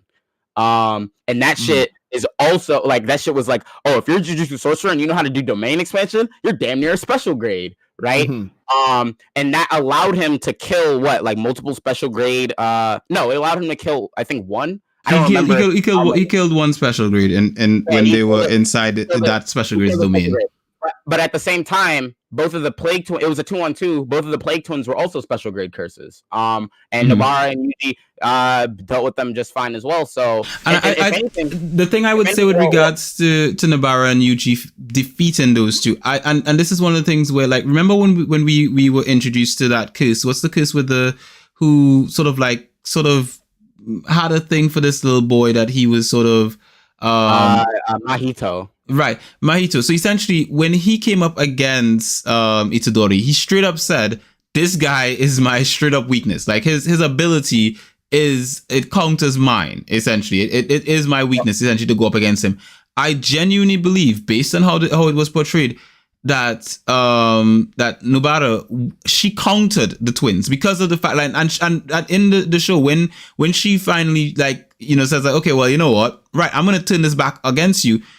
Her ability straight up countered theirs. Like, if not for her ability being what it was, they lose that fight. Like, they both lose that fight, but it's specifically because of that ability. But you take her and you put her against another enemy that is not that. Like, you take for example when they fought the first curse, the first special that they fought. The generic one.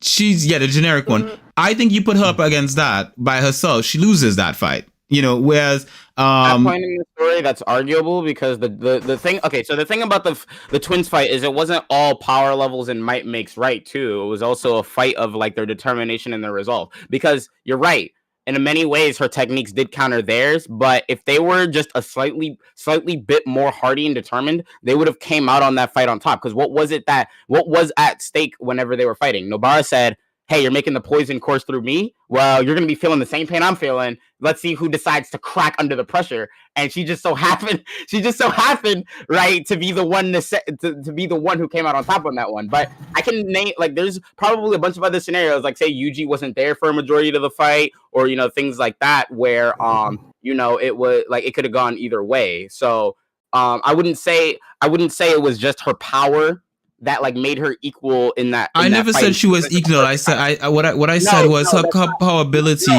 I'm like countered theirs essentially. So essentially, her having that ability in that particular fight. Yeah, I didn't say that you said that. I was about to get to what you said. I'm just saying, like, me personally, like, I wouldn't say, fuck. Like, see, I just dropped my point, like my train of thought. So like, okay. So back to what you said though. I don't think it was. I don't think it's as black and blue as like since she countered them, that's all it took to win. I never said that either. Yeah, but that's the thing, bro. That's what you're implying. It's like no, I'm not implying that. I'm saying her ability. The fact that her ability. And this is what I'm saying. Have you ever seen Okay, let's take Pokemon for example, right? Let's make it as simple as possible. You take a Pikachu and you put a Pikachu up against an Onix. That Pikachu is supposed to lose that fight because type advantage, right? Yeah. No. Let me finish. Let me finish my point. Because of type advantage, that Pikachu is supposed to lose that fight. You take a Squirtle and you put a Squirtle against a Charmander. That Charmander is supposed to lose that fight because of type advantage, right? The type gives it an advantage in that fight, in that specific situation. Will it lose that fight? It could happen. The Charmander could win. The Pikachu could win. But specifically for type advantage, they have an edge. And the thing within that particular... Now, you may take that same Squirtle and put that Squirtle up against a Bulbasaur, right? The Bulbasaur would kick the Squirtle's ass 9 times out of 10 because of type advantage. What I'm saying is not that Nobata is weak or anything like that. I'm saying she had her ability basically countered theirs specifically in that context.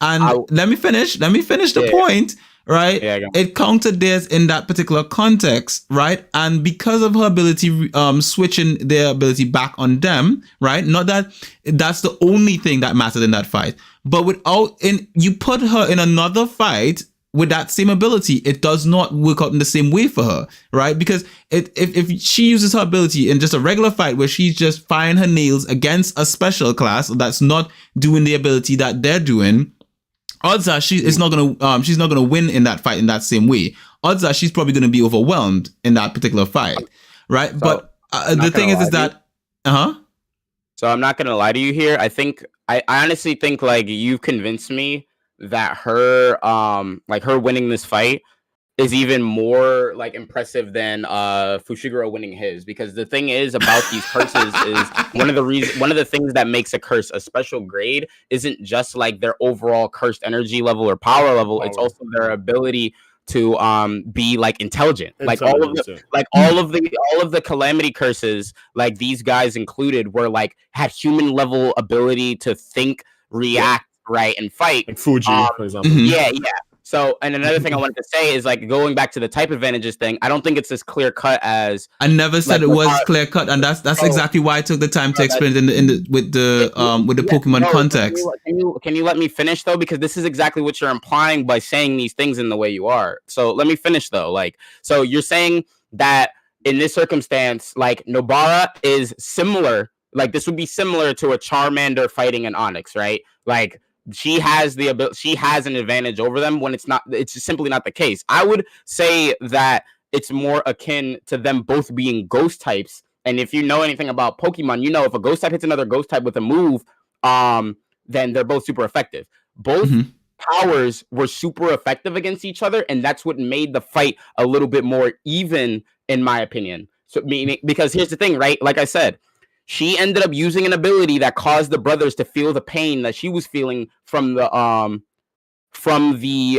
poison, right? And the brothers said, all we have to do is outlast you. The poison's going to stop your heart. We won't feel this anymore. And then it's going to come down to who cracks under the pressure. But if it was as cut and dry as like she has an advantage over them, they wouldn't be giving her that ultimatum. They probably would have given up a lot sooner. But it became even. Yuuji also was like a big help. Yeah, I would give you that. It wasn't even though. It wasn't even for them, because the thing about it is that with regards to the fight between her and Yuuji against those two special grades, they were essentially immobilized to a certain extent because of the, like everyone got immobilized except Yuuji. Yuuji was the one who was like, this don't matter, I can move still. And so essentially he was still the difference in that fight is that he could hit them, they couldn't react enough. Essentially, they were immobilized for the most part. Especially when she would hit at them, they would freeze, or they would pause for a split second or whatever have you. They weren't doing that to her and Yuuji. They weren't stopping them. The ability that they had in play was essentially just sort of like a passive thing. It's like being hit by poison, and it's passively hitting you. But imagine being hit by poison, but then someone hitting you with bite and you get flinch. Right? That flinch that you get every single time, she's flinching them. So that flinch that she was doing is what allowed Yuuji to have the openings to hit them and to take them out. That's basically what I'm referring to with regards to that kind of stuff. But I'm saying in a different fight that she doesn't come out in that same in that same way in a different fight against a different special grade, because that ability won't work against a different special grade in the same way. So even if let's say for example, she's fighting a special grade who's not going to poison her, who's not going to have an ability that's going to drain her, that she can reverse on them, her abilities aren't going to probably come out in the same way. I'm not saying it won't. I'm saying it's more likely not going to be the same effect, because they have come up against other special groups, and they at least in the anime. And the notion with certain fights is, well, Yuji's gonna handle it essentially, like, because he's the one who, because even in when they came up against their first special grade, it was Fushiguro who had to go and save her. Essentially, he went and grabbed her and pulled her out, and Yuuji was like, "Let me know when you've got her and you guys are out of here, and then I will switch out with Sukuna," which at that point in time, sort of to a certain extent, painted her as a damsel in distress kind of character. No, she redeemed herself later on. That was kind of unfair, though. I feel like if Fushiguro was the one who fell into the like ooze trap or whatever, he would have been put into a similar situation. Hey, we don't know. But again, this is just what from the information that we were given in the show so far. She redeems herself later down the line in the fight with Yuuji. Like they have a good fight against these special grades and all that kind of stuff. But with regards to her character being like outclassing Fushiguro or Itadori, like I don't see it. Like I don't see her. In a sense, like I see her as an interesting character, and I want to see more about her character as the story goes on. Maybe she does something amazing in the next chapter or whatever past the anime, that where she's like one-on-one against a special grade and she's just banging them out with ease, right? But again, that being said, so far in the anime, and this is what we are talking about the anime, she hasn't shown that. She's shown that she can be a great support in a fight. Where her ability, she also wait, guys, let me talk now. God damn it! No. She has physical, bro. But like, I know, you want to like say something, but it's like we're like countering each other's points almost perfectly here. Look, both of you guys are wrong. Okay, like, let me tell you guys about what's happening here, because I'm trying to move it on. Like go for it, man. We're just trying to run out of time. Why do you always cut it off whenever I'm about to say my piece? But you cut off like 3 of my points, and then actually, I was just cutting off when Q was just finished, and I was trying to cut him off. But you did cut me off at the end. But yes, go on. I was just gonna say though, this is my last thing, bro. I don't care. This is my last thing. She has shown that she actually has great physical strength. Like I was just gonna say that. Whenever she was fighting against the other school, whenever she was fighting the Plague Brothers, she has shown that her physical strength is also quite high for someone of her age and stature, right? Not as much, not to Yuji's extent, right? But probably similar around to Mai's, right? She like that's the thing that allows her hits to be so like deadly whenever it comes to her melee. Just like, just putting that out there. All right. I think for me personally, I think this discussion is great because we have 3 people now, and I think I don't want to cut you off because I want to just cut you off for no reason. I do actually want to add a few things, even all the way back to just talking about the characters in the beginning. Now, firstly, I actually completely forgot how this fight went down. I really need to rewatch it, and us talking about it next week, or if we don't ever talk about it, no, we're definitely not doing this next week. As I said, like we're pushing it back. We'll push it back. We have something else to watch this week. Whatever happens, right? Yeah. But either way, my memory is very rusty because I did watch this like basically on launch, right? Mm-hmm. Me and Norm, and I haven't like I take some time to like I need to rewatch stuff, and we only have 2 hours to talk about this whole first season, and then we're not gonna be touching this whole first season ever again. Mm-hmm. Which I do think that this anime, we need justice. I need some comments in the comment section. I need likes, and I need all kinds of stuff from everyone watching in post and currently live. And I need you all to say we need more episodes of this. If you guys like this kind of content, please do leave a comment.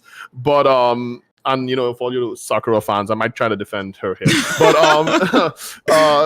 and yes, I just called Nobara Sakura. I think all like touching on the first point. I don't mind if you guys continue the argument, but I just want to say, touching from the first points, I feel like each character, the Sasuke, Naruto, and Hinata characters, as I'm going to call them, they all show skill. They all show skill. And I'll use this example, right? When Gojo takes them in Japan, and and Itadori and Nobara, she's they're both really excited, and they get to this place, and then she's like, I'll go upstairs and I'll check, and she finds the mannequin, and then there's a kid that comes in, and Itadori kind of just like punches through the wall and kind of like saves the day. And before that, she showed that she wants onto the mannequin, and the mannequin was like, haha, I'm actually very powerful. And it's like, actually I can keep pushing those nails into your head and killing you. And I obviously know this stuff because I literally just watched it, right? Like all day today before this podcast. And I think her reaction to how he did it, like she was like, how the hell did you punch? Like she wasn't there for the school. She didn't see him throw she didn't see them throw the weights. And she even pointed out like, oh, you're just busted because you ate some fingers, like she literally tells him that, like, okay, not literally, but she says that to him to a degree, right? I think for the most part, for me at least, when I'm watching with like my friend Richard, with Nobara is how she came across at the start. I would actually like to talk about that with Narm. I like Narms because we did talk a little bit about it, but I told him we need to save some of this for the podcast.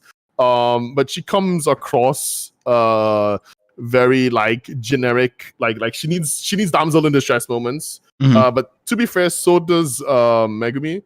I think, or Fushiguro, I think his last name is. Yeah, he gets beat up so often. Yeah, exactly. So I don't feel like, if anyone, it's that Itadori is just really cracked because he has Sakuna. Like Sakuna is like the trump card, which I like that he's like that because that's what the show is about. But I also would like to see it maybe a little bit less. One sec. Yes, but I do think overall, they're all powers are pretty equal. Like I can't say one is definitely better. I would say if anything, Gojo is busted. Sakuna is probably like a close second. Yeah. So the thing I was gonna say though is that like I'd say the thing about Yuuji is he's only ever relied on Sukuna one time. The rest of it has just been his own skill. As Gojo said, he doesn't have any curse techniques.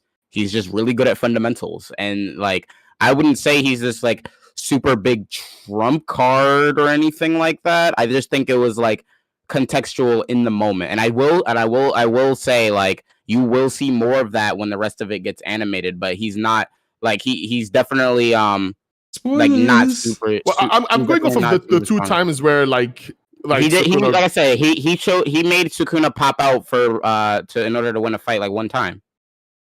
Whenever he was fighting Hanami, that was just his skill. Whenever he was fighting Toto, that was his skill.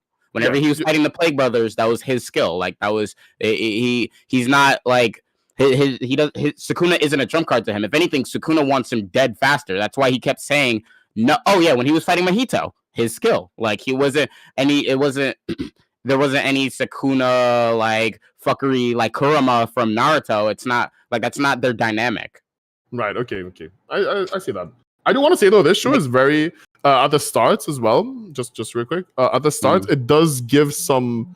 I don't know for you guys, but for me, when I first watched it, I didn't like. I literally saw Naruto and like the characters in Naruto, but I also felt like I could be wrong. You guys might both think I'm stupid, but I also felt like it was a little bit of Bleach at the same time. Like not the whole like dying aspect, but the whole. I kind of feel like it's a little bit more of Bleach because like I was gonna I say feel like hybrid it's of like a them. little bit. I'd say it's like a little bit of Naruto, a little bit of Bleach. Like Nobara is like a very hard character to pin down, and I really see that the person who wrote her is taking a very different direction than most like female protagonists. She's not really someone I can get. Like, there's not really someone I'd say I can compare her to in other shonen. Like, I wouldn't compare her to Sakura. I wouldn't compare her to anyone in My Hero.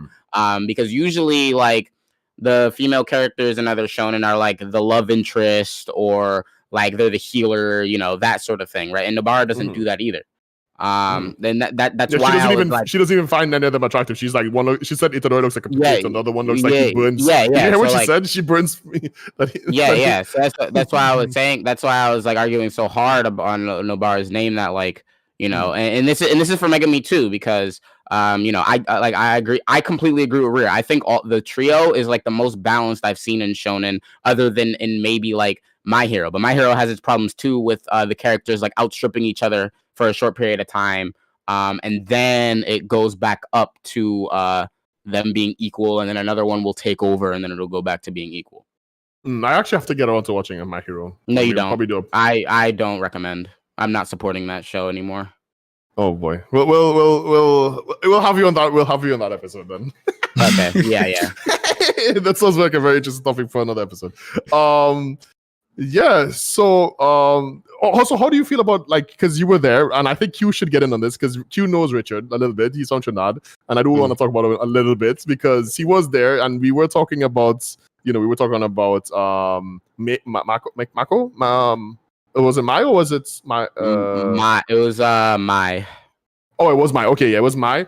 And you missed the whole part about him talking about Nobara, but I just want to know, like, for people out there that, you know, like the points I brought up with not liking Nobara, like for example, just like how she came across, like she just sounds like your average bitch character. Like she literally just like one is a potato, and she just like sighed when she saw both of them, and she was just like stuck up. Like, how do you? Even you as well, Q. I would like to know. How do you guys feel? Like, do you feel like a lot of fans are like that? Do you think that she's rubbed it wrong the wrong way? I think people are overreacting to it. Like so let me think of a few shonen, for instance. So I'm gonna use Bleach and My Hero as my example. But one of the things that Richard said was, I don't like how they always do this, or it's like a super common thing that like female characters are the stuck up ones and the males are like usually the more humble or, you know, what about Nami? Like Nami from One Piece. So the thing about that is Nami, I don't think Nami is stuck up. I don't think Robin is stuck up, right? But the points I was gonna say is if we look at Bleach, the female character, none of the female characters in Bleach are like stuck up to me, except for Soi Fawn, and she doesn't appear till much later. Orihime is fine. The big tittied fucking Shinigami with orange hair is not stuck up. Hana is not stuck up. And you know, Yorichi's just horny. Yeah, Yorichi's not stuck up either. She's actually one of the most playful women characters in anime. And then when we go over to My Hero, the only stuck up female character so far is Jiro. So I don't know where he gets this notion that, there's always the stuck up female character. Okay, there's always the stuck up male character. You're not really making a strong point here. The freaking birdhead dude from My Hero is stuck up. The fucking Renji from Bleach is stuck up. You can argue Kenpachi is stuck up. So what are Q's opinion then? I want to hear him as well. Yeah, he was pretty much saying, like, in my opinion, Richard was saying a lot of nothing, but you know, you can, Q can. Q, what do you think about that? Just really quick then. I'm catching my breath, mate.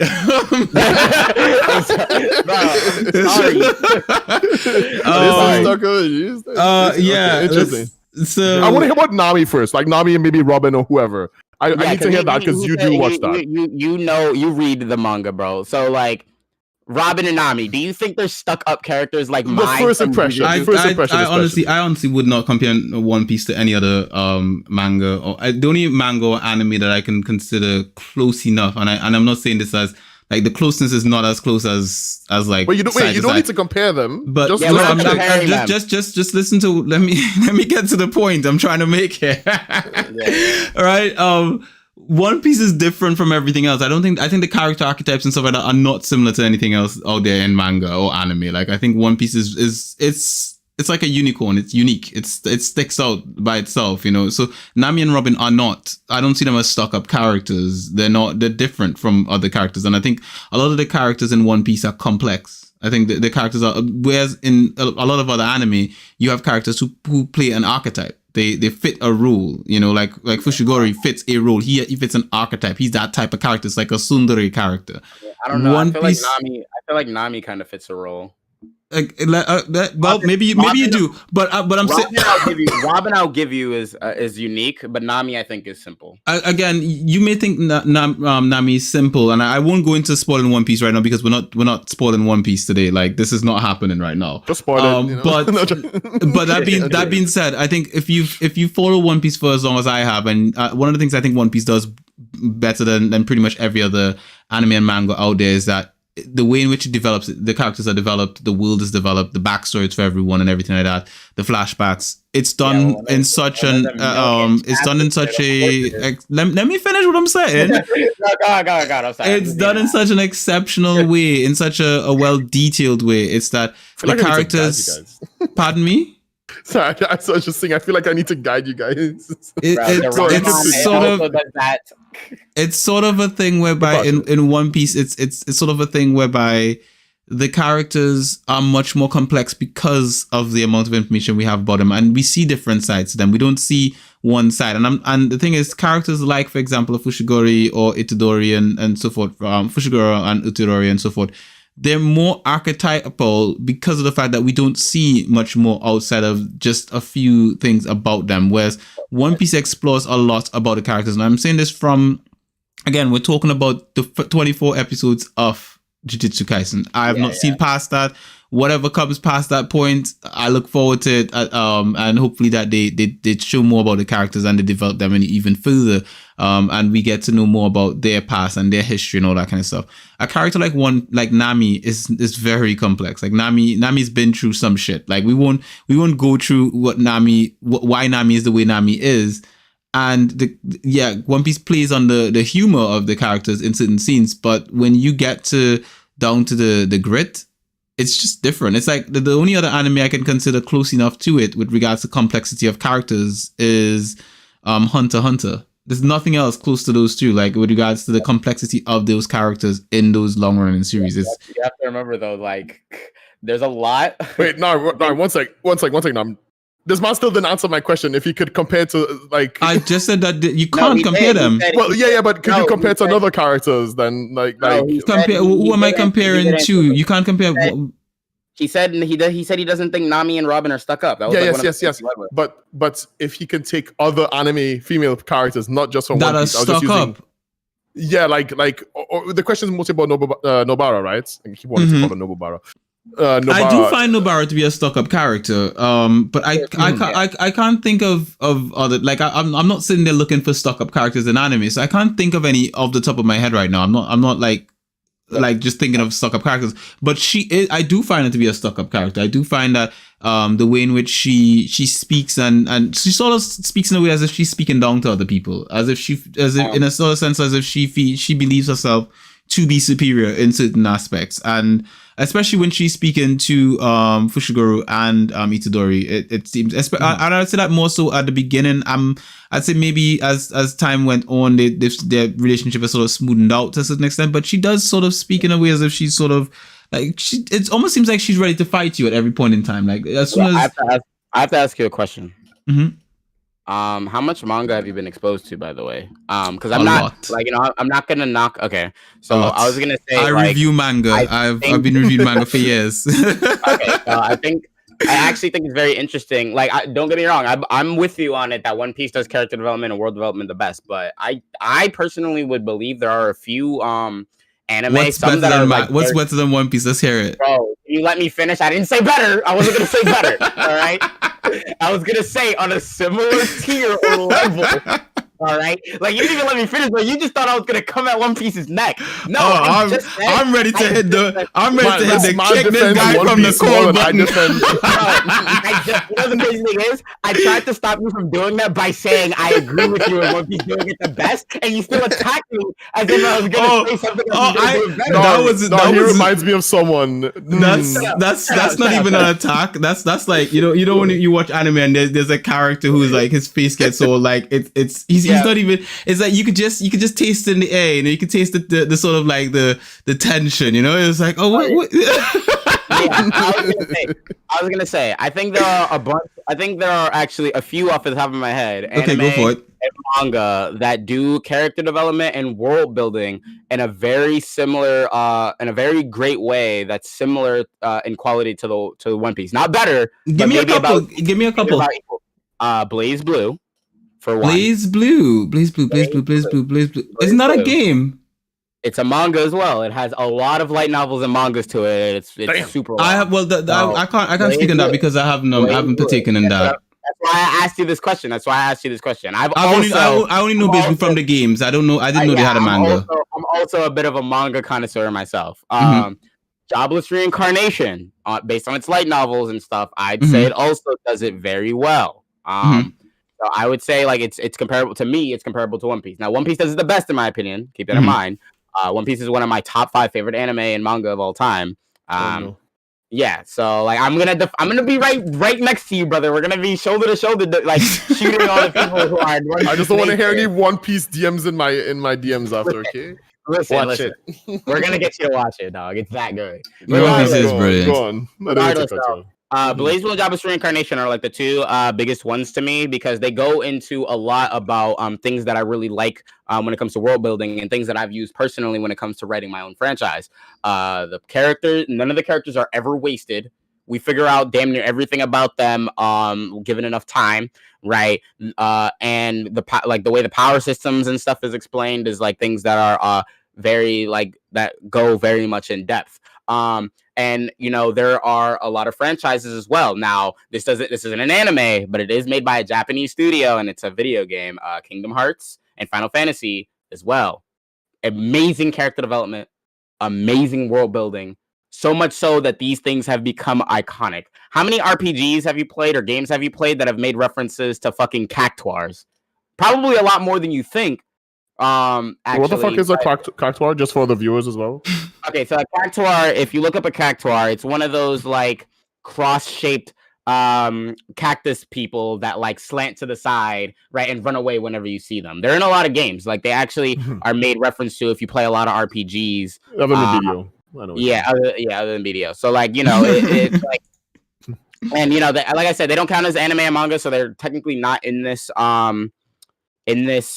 discussion. But I do have to say there are anime and manga that do it just as well as One Piece and Hunter x Hunter do, and franchises.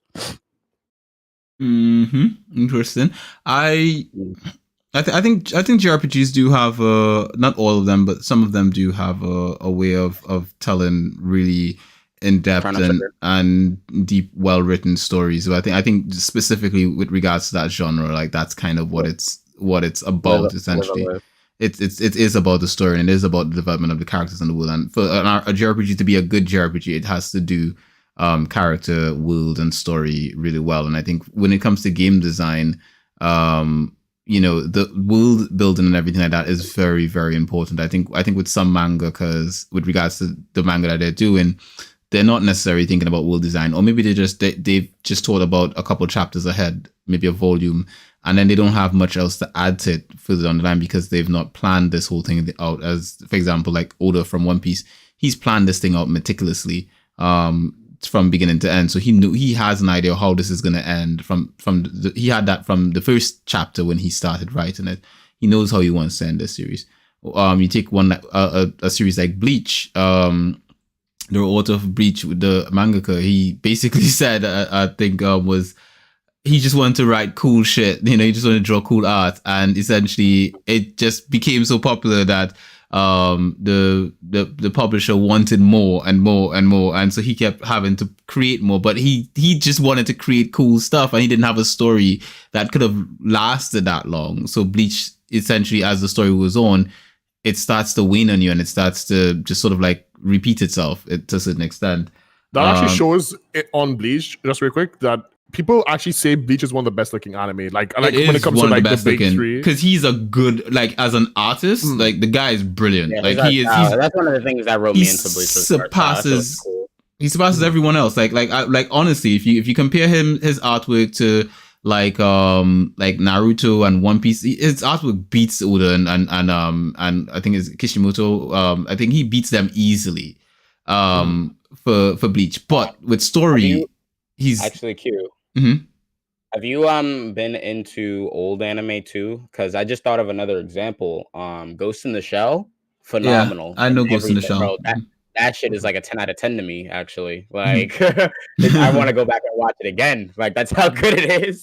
I actually did like Ghost in the Shell back in the day.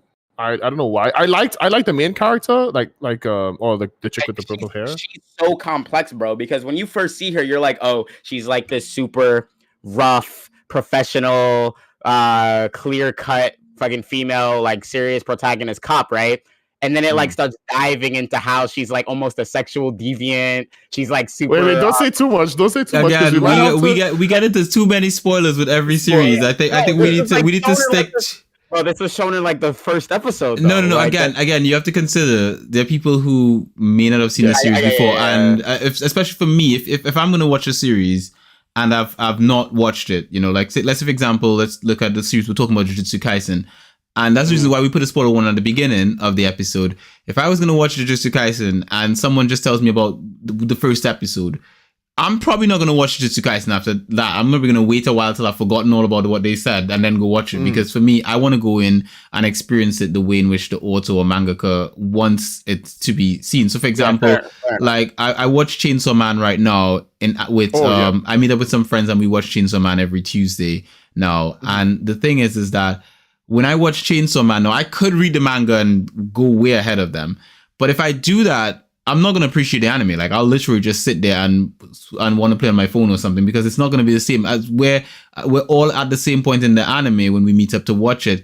We're all making speculations and, you know, cracking jokes and all that kind of stuff based on the information that's already in front of us. If I'm already aware of things ahead, for me, it's really difficult to appreciate the artwork in the same way as if I don't. So ignorance is bliss with regards to that. I'll try to chill. I mean, it's kind of difficult, right? Because there's like so many things to draw from as a comparison, and it's like, you know, I try not, like, I'm not gonna spoil anything about Ghost in the Shell, but that's just the character, like that's just how she is, like. We'll get it wrong. But that's that particular aspect of it, like I think the way in which, like, saying like, hey, this, like, the character starts off simple but then gets complex. I think that's what we should like stop it. I think going into details like her being a sexual deviant and stuff, that's something no one's gonna know until they actually watch the series. I think if you just tell them, hey, this is a cool anime, cool character, well written, all that kind of stuff. In the same way, like I can say One Piece is well written, it's got good characters and all that kind of stuff. That's it. You leave it there. You let people come in, and then they appreciate One Piece for what it is. You know, sorry, Q. If I can say one thing, we actually had this really recently with, I think both me and Q. You might agree with this. I'm pretty sure you agreed with me with this back then. But we both watched Chainsaw Man. I mean, I watched Chainsaw Man's trailer. Yeah. And then we did an episode of Chainsaw Man. Yeah. And I constantly said, I just wish I never saw the trailer. I just wish I went in to watching it, because just the trailer. Like, I'm not saying everyone has to be like this. I have a friend called Silver. He doesn't care about spoilers, whatever. He can still watch it and enjoy it. For me, for me, it ruined it. Like not ruined it. But certain scenes didn't hit as hard as they would have otherwise. Yeah. Like him getting. You've seen. Okay, we should even talk about it. Yeah, we should. I mean, we do have an episode. If you guys want to go, you go check out that episode of our Chainsaw Man episode. I think we did one, and we will do a second one because it was asked in the chat by Nalu. We will do a second episode for Chainsaw Man, but I want to do it at the end of the season because. I personally think you guys should start covering anime that like are finished. I can see us coming back to Jujutsu like a few times because it's like kind of long, and I think that's for me that's perfectly fine with regards to a podcast and content and stuff like that. I think coming back at a relevant time to address particular aspects of the anime or different seasons. I think it's better to do a season more so than to do episode by episode, Yeah. or the whole thing, because of the fact that just so much content to I guess address in just like just the entirety of the series. Like for example, doing One Piece would be great, but you'd have to break it up into a lot of segments because it's bloody mind blowing. How many sagas are in One Piece? There's just so much to dissect about it, essentially. So you would literally have to break up a couple arcs into a section and then tackle that and then come back later or whatever have you. Or you could do different. No, I was just gonna say I wanted to say that what we're trying to do is obviously we want the podcast to be popular, so we try to like choose more recent anime or like very popular older, like even very old anime as well. Maybe we'll do like, for example, I'm thinking of an old anime that we might do is something like Full Metal Alchemist, for example, which is people say it's like top 5 best anime, at least Brotherhood apparently. I'm very like on the fence with it, for example, and I've seen some of the other Full Metal Alchemist, but I haven't seen Brotherhood at all, at least to my knowledge. And it's just easier for us to like, we have like these shows that are coming out that are really nice and they're really great to talk about because no one has seen them, and people want to jump in a podcast and talk about it or hear people talk about them. But at the same time, it's like we also don't want to be like watching it every week and then talking about it. I think that would be something good. Maybe someone in the comment section might say this is what you want. You want to hear us talk about every single episode of Chainsaw Man. I know Nalo's probably going to say that right away, but I think that would be fine as well. But at least from what I feel, I don't think there would be. I think I would literally. I think doing something like that, you have to actually like rewatch the episode about 3 or 4 times because then you have to dissect each aspect of the episode to have that conversation about it. And I think with both of our lifestyles are, like I think sitting down and rewatching an episode over and over and making notes and dissecting all that, I don't think that's gonna be for me, it's not gonna be as enjoyable. I enjoy the way in which we do it now. You watch a series and you have a conversation about it. You have a conversation about what you think about it, what do you like about it, what do you dislike, and so forth. Like Jujutsu Kaisen, I've got things I like about it, and no form of art form is perfect. One Piece is brilliant, but the artwork is not the best aspect of One Piece. It's not. It's crazy. I'd actually argue against that. And here's the thing. That's perfectly fine. But I think you'd hear from pretty much most One Piece fans is that early One Piece with the artwork, and I'm speaking specific about the manga. But I wouldn't say scruffy. It wasn't as beautiful as it is now. Like the artwork has improved over the years. It has improved. But I think I think One Piece's art style is one of the most important parts about its character, like its soul, its identity. Extreme. It does. But where it's fallen off, it's got good. The artwork is improved with regards to the character design and so forth. But where it's fallen off is that, and this is specific about the manga, the pages are cluttered. Like when you read a chapter of One Piece, there's so much detail sort of squished into per page that a lot of detail is lost. And I think a lot of fans complain about that particular aspect of One Piece and say like they wish it would go back to the pacing that it had before. But the understanding from a fan is that if Oda was to go back to that sort of paneling work, One Piece would just last forever, like because we're literally trying to get to the end of this thing, and for him to actually complete it. Is it okay if I be right back? I've been having to go to the bathroom for like the past hour. Pardon me? I've been having to go to the bathroom for like the past hour. Go for it, man. Go for it. Definitely. But yeah, I have a subject we have as well, just really quick. Nam could go to the bathroom. What kind of we usually have this. Like what we think about something, like the question of the day. That was what I'm looking for. Sorry, question of the day. Q. What do you think we should have a question of the day? We don't have a poll currently. I don't even think I have a poll in my head for Jujutsu Kaisen. Like you don't have a poll. What about who's your favorite character? Maybe we can have my favorite character is Todo. You like Todo? Todo is my favorite character. I think he's hilarious. I think he's hilarious. Bro, I love Todo. He's brilliant. He's I want to high five you so character. fucking hard, bro. I watched Todo the first time because I didn't know you when this came out, right? We weren't buddies yet.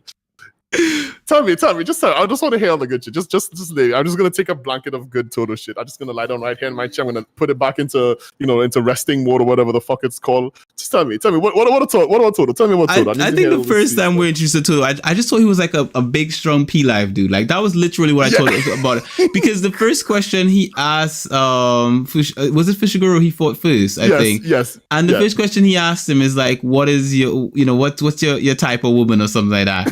And he's like, my type is a tall girl with a big old caboose, a big ass, yeah. And so I'm like, okay, then that's very direct. And obviously Fushiguro being the reserved type character, he's like, well, it's about personality, and he's like, you're a boring dude. And boring dudes like you, la-di-da, he goes into this thing and he basically like, you could never win against me. And Toto goes in and he's just basically just dominating Fushiguro. Like literally he's just dominating him the whole time, like just beating the shit out of him. Beat him, yeah. And he is I didn't actually understand this the first time, but he is third year student, if I'm correct. That's all it is really, is his experience is like. Oh no! I just want to fill you in. So we usually do a question of the day, and I actually want the viewers to watch. I'm going to repeat it just for you. We're doing our favorite characters. I haven't said mine yet, and I didn't influence Q, but he said Toto. Who's your favorite character in the anime that is in the show? I was still getting into why I like Toto, but okay. Sorry, Q, go back. Continue. So I just wanted to update motherfuckers, right? I'll let Nam speak after. So Toto. So essentially that was the initial impression. My initial impression was like, okay, he's just this big, strong pervert guy. But then as the series went on, it's like he's a lot more, like you start to get a side of him where he's actually really intelligent and really intuitive with regards to, combat and all the stuff that's going on and stuff like that. He's so intelligent. And if you just go at him from face value, you'd be lost and thinking, oh, he's just an idiot who likes, big booty chicks or something like that. Whereas when you actually get to the bottom of it, he's just a really complex character. He's a complex, strong character, and he's interesting. Like I think when you actually hear him talking and going over his fight, like, and when he's fantasizing about this, like there's a point where they're fighting against I think a special grade, and he's fantasizing about his. You mean? Pardon? The Hiname fights, the plants. Yeah. Dude. So he's fighting her or him or whatever it is. He's fighting it, and essentially the thing is he's about to get hit by these seed bullet things, and it's flying at him, and then he gets this moment like in a split second where he's seeing his waifu character that from the show he watches, and she's like, you're smarter than this, think about it for a second. And he's like, okay, cool. He's like, okay, so these things, they feed on what? Right, cool, blah, blah, blah. Right, I'm gonna switch off my power. And in a split second, he turns down his curse energy, and boom, it just bounces off of him. And he does that quite a few times in that battle and so forth, and that's what I like about his character. Also, I think he's just hilarious. I think he's really, really funny, the way in which he's like, my best friend, Itadori best and stuff. Friend, it's so funny. Like honestly, like when he's on screen, I'm having a good time. He's having a good time. We're all having a good time, and I think he makes the show so much better. And I hope we see way more of him because he's such a good character. So yeah, Toto's my favorite character. That's the point. Okay. All right. No, let's hear yours. So my favorite character. This is either I think I know. This is either going to be a huge shock. Nobara! Yes, it's Nobara. It's not Nobara. Oh, shit. Oh, that was my guess, but go on. It's actually not Nobara. Wait, can I guess? No. I'm just going to say it. Right? Nobara, I'm going to explain this too. Nobara is actually a very close character, but Nobara is only my third or fourth favorite character. My favorite character is Nanami. Nanami. Which was that again? The overtime sorcerer, like the 7-3 ratio sorcerer. Oh, okay. Nanami is absolutely my favorite character in Jujutsu Kaisen, and I'll explain a few reasons why. For one, When I was younger, I forgot was who that very is. much. He's the guy with he has glasses and he's Yeah, sort he of has the like sword. he's He- like a he he's hit- like a I he guess hit like Black a Flash, salary Evil man kind Yeah, of thing. he's like he like wears the Salary suit. man. He wears the suit. He fought Mahito. He's blonde. Yeah, he's blonde. I don't remember. I'm so fucking sorry. bro. Go on. Wow, you Bro, us. look up a picture of him, bro. His technique is I'll have so to just cool. yeah, just go on, Yeah. just go on. Go on. The reason why I like him is because when I was younger, I actually acted like a very immature version of him. And seeing that like he has a lot of traits that I used to have, right? Even in like in a more mature way, it was kind of like inspiring. It's like, oh, like there actually are people who are like me, who are like decent people. So you weren't decent people. I'm not even gonna lie to you, bro. I used to I loathe the way I used to act when I was a kid in many ways, right? So it's not even just like a it's like there was times where my own inquisitiveness, my own curiousness, and my own like even intelligence was like something that I kind of didn't like, right? For many reasons. Right, but he's a very smart guy, for one, and for two, he's very honest. Like he said it, like I didn't want to be a Jujutsu sorcerer because I felt like it wasn't worth giving up my life for it. But then when he saw the impact, like even the small stuff, the impact it had on people, like when he helped the girl in the store with her shoulder pain, it like really inspired him. It was like, I witnessed a lot of people die, and I'm not gonna sully their name, and I'm gonna help as many people as I can get back to I'm gonna help as many people as I can by getting back to doing what I'm good at. And he ended up going back and being a sorcerer.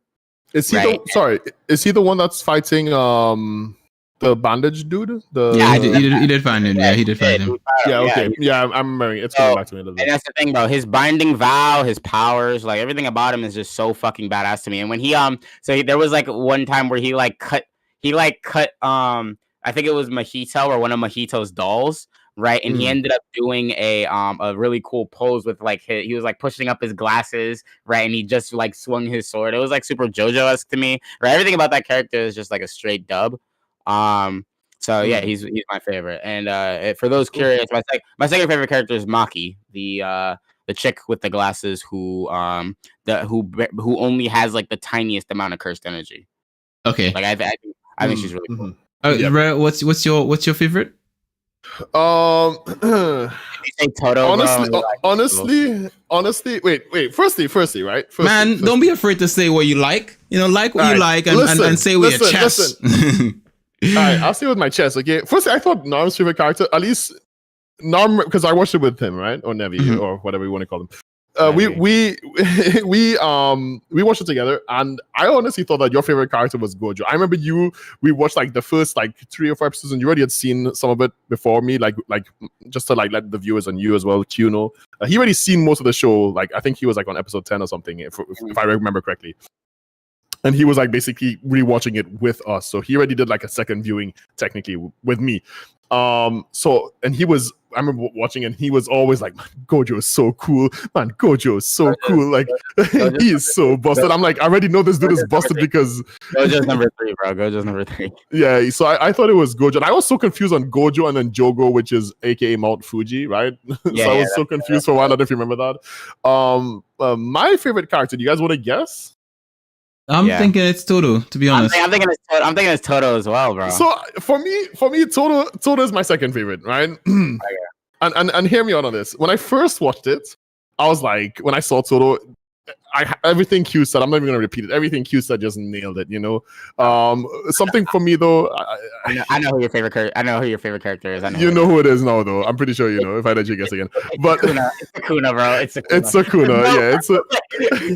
Yeah, the thing is, I have such a weakness for badass fucking like his entrance. Rewatching it again because I saw you go onto YouTube and you see some clips and you see some gifs and you see like they're making an AMV, but the way he just like he does the fucking like light Yagami laugh and then I watched it in Japanese and it was great and also Toto as well in Japanese. I don't know what he sounds like in English right now because I'm rewatching it in English because it was only in Japanese. He sounds pretty good in English. I like him in English. Right, because I don't like Itadori, and I actually said this to Nam. I don't like actually how Itadori sounds like in English. He sounds so much better in Japanese. The problem with that is that if you started watching an anime in Japanese and then you switch to English, it usually doesn't sound as good. It basically, like, I've watched this first in English, so I'm not. It sounds fine to me. Like, I think if I started it in Japanese, English was like watching Dragon Ball in Japanese for me sounds weird because I grew up watching Dragon Ball in English. But there are some anime where I've started watching them in Japanese first, and then I switched to English, and I'm like, oh, it sounds horrible. So it's just because I've associated those characters with specific voices, I think, and if they don't sound like those voices, it sucks. So I think that's the same thing. But go on. Yeah. I was just gonna say Goku, Japanese Goku. I can't, bro. I'm sorry. I love Goku. I can't stand them either, bro. You're spitting, bro. Japanese Goku is a miss. I can't stand his voice. Like, it just, that shit is so bad. And I feel bad because I love voice actors, right? I really think voice actors, like, they get so much shit in games, and then is this a $5 freaking voice actor? Like, they get so much shit. But people are probably gonna kill me for this, but Naruto 2 in Japanese, miss. Absolute miss. I can't stand. I love English Naruto as well. I love English Naruto, bro. I love English Naruto, but I'm okay with Japanese Naruto because I actually watch all of Japanese Naruto is gas. English Naruto is ass. Is that? Yeah. Welcome back to Gas or Ass, where today we fucking review all of the voice actors. God, I have something like that with my BDO. We do like tier list on BDO, me and my friends. We actually make YouTube content, just real quick, just like self-promotion there. But not everything is BDO, Hans.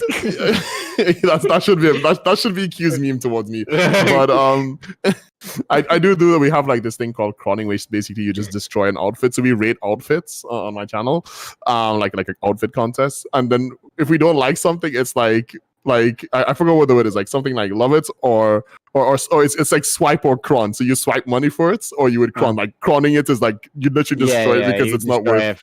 Yeah. Either way, but yeah. So like, I'm a big lover of Sukuna. I figured that. Yeah. Especially after what you were saying today, I was like, I was like, I just realized how funny Sukuna. Like, he just all the women and children, they're all running on like roaches. Like, he's a literal freaking rapist, man. Another thing about shonen, though, about me specifically, though, that I have a tendency for is like usually the yellow-haired character is either like my first favorite or second favorite, and that goes for damn near every shonen you can think of. Like my favorite character in first favorite character in Naruto is Minato, right? It's like it's a toss up between Minato and Madara. Yeah, I fucking love him. I fucking love him. In Bleach, my favorite characters are Kenpachi and Shinji, right? And Shinji's the yellow-haired character. Like I like either the Blood Knight or the yellow-haired character. Okay, so here's the thing. We're out of time, people. We're out of time. We're getting out of time. So no, we're not getting out of time. We are out of time. Like I have an early morning. This podcast is supposed to be 2 hours. We're 2 hours and 20 minutes over. We're 20 minutes over that 2 hour time frame with regards to this podcast. So everything else we had to say about this anime is gonna have to be saved for the second time we do this, right? So honestly, I do have 2 points though. I have 2 points. Time wise, I kid you not, I have a really early morning. I'm gonna be up like super early, and I have to get some rest. Okay, well, give the viewers a bit of a sneak peek. What are don't discuss them, but what are your points? Like just guys. Here's the thing, right? All that sneak peek, everything else, that has to come some other time. Here's the point. The point is, if you want to know what those sneak peeks are, you'll subscribe, you'll like, you'll tune in for the next time or whatever have you. Right now, we gotta wrap up tonight. The thing is about the next time though is like I don't know if I'm gonna be here next time, and I want to call Rear an idiot. Then such is life. You could do it off air, but the point is, we do need to get out of here. This is the end of the episode. If we want to find if we want to find Nevi, where do we find you? What do you mean? Where do you find social? You can just add my Discord, I guess.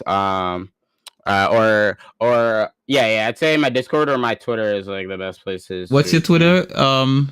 What's your Discord? My Discord or my Twitter still has my old name. It's at FGCNARM. Mhm. And then my Discord is Nevi NEVI_99 #3045.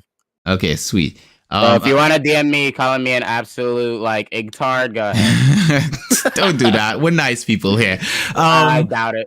As per usual, you can find Rare at Rare Entry, which is you replace the E's with trees in that.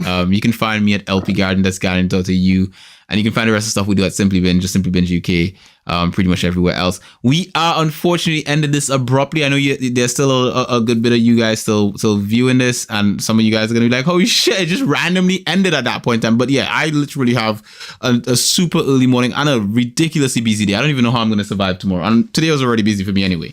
So thank you very much for everyone that showed up. Thank you, Nevi, for being here. This was quite the episode, if I do say so myself.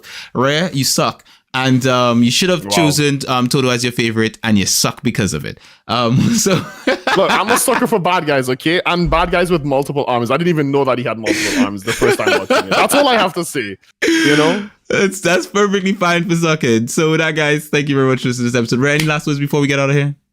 No, I hope you guys tune in for next. Do we get a sneak peek of what's gonna happen? No, you sneak peek them and they're gonna be here No, forever. I mean, like, what's the next episode? I don't even know what the next anime is yet. We'll have to discuss that. So those of you who want to know what the next anime is, keep following our socials. You'll find out what's going to be next. We'll post something.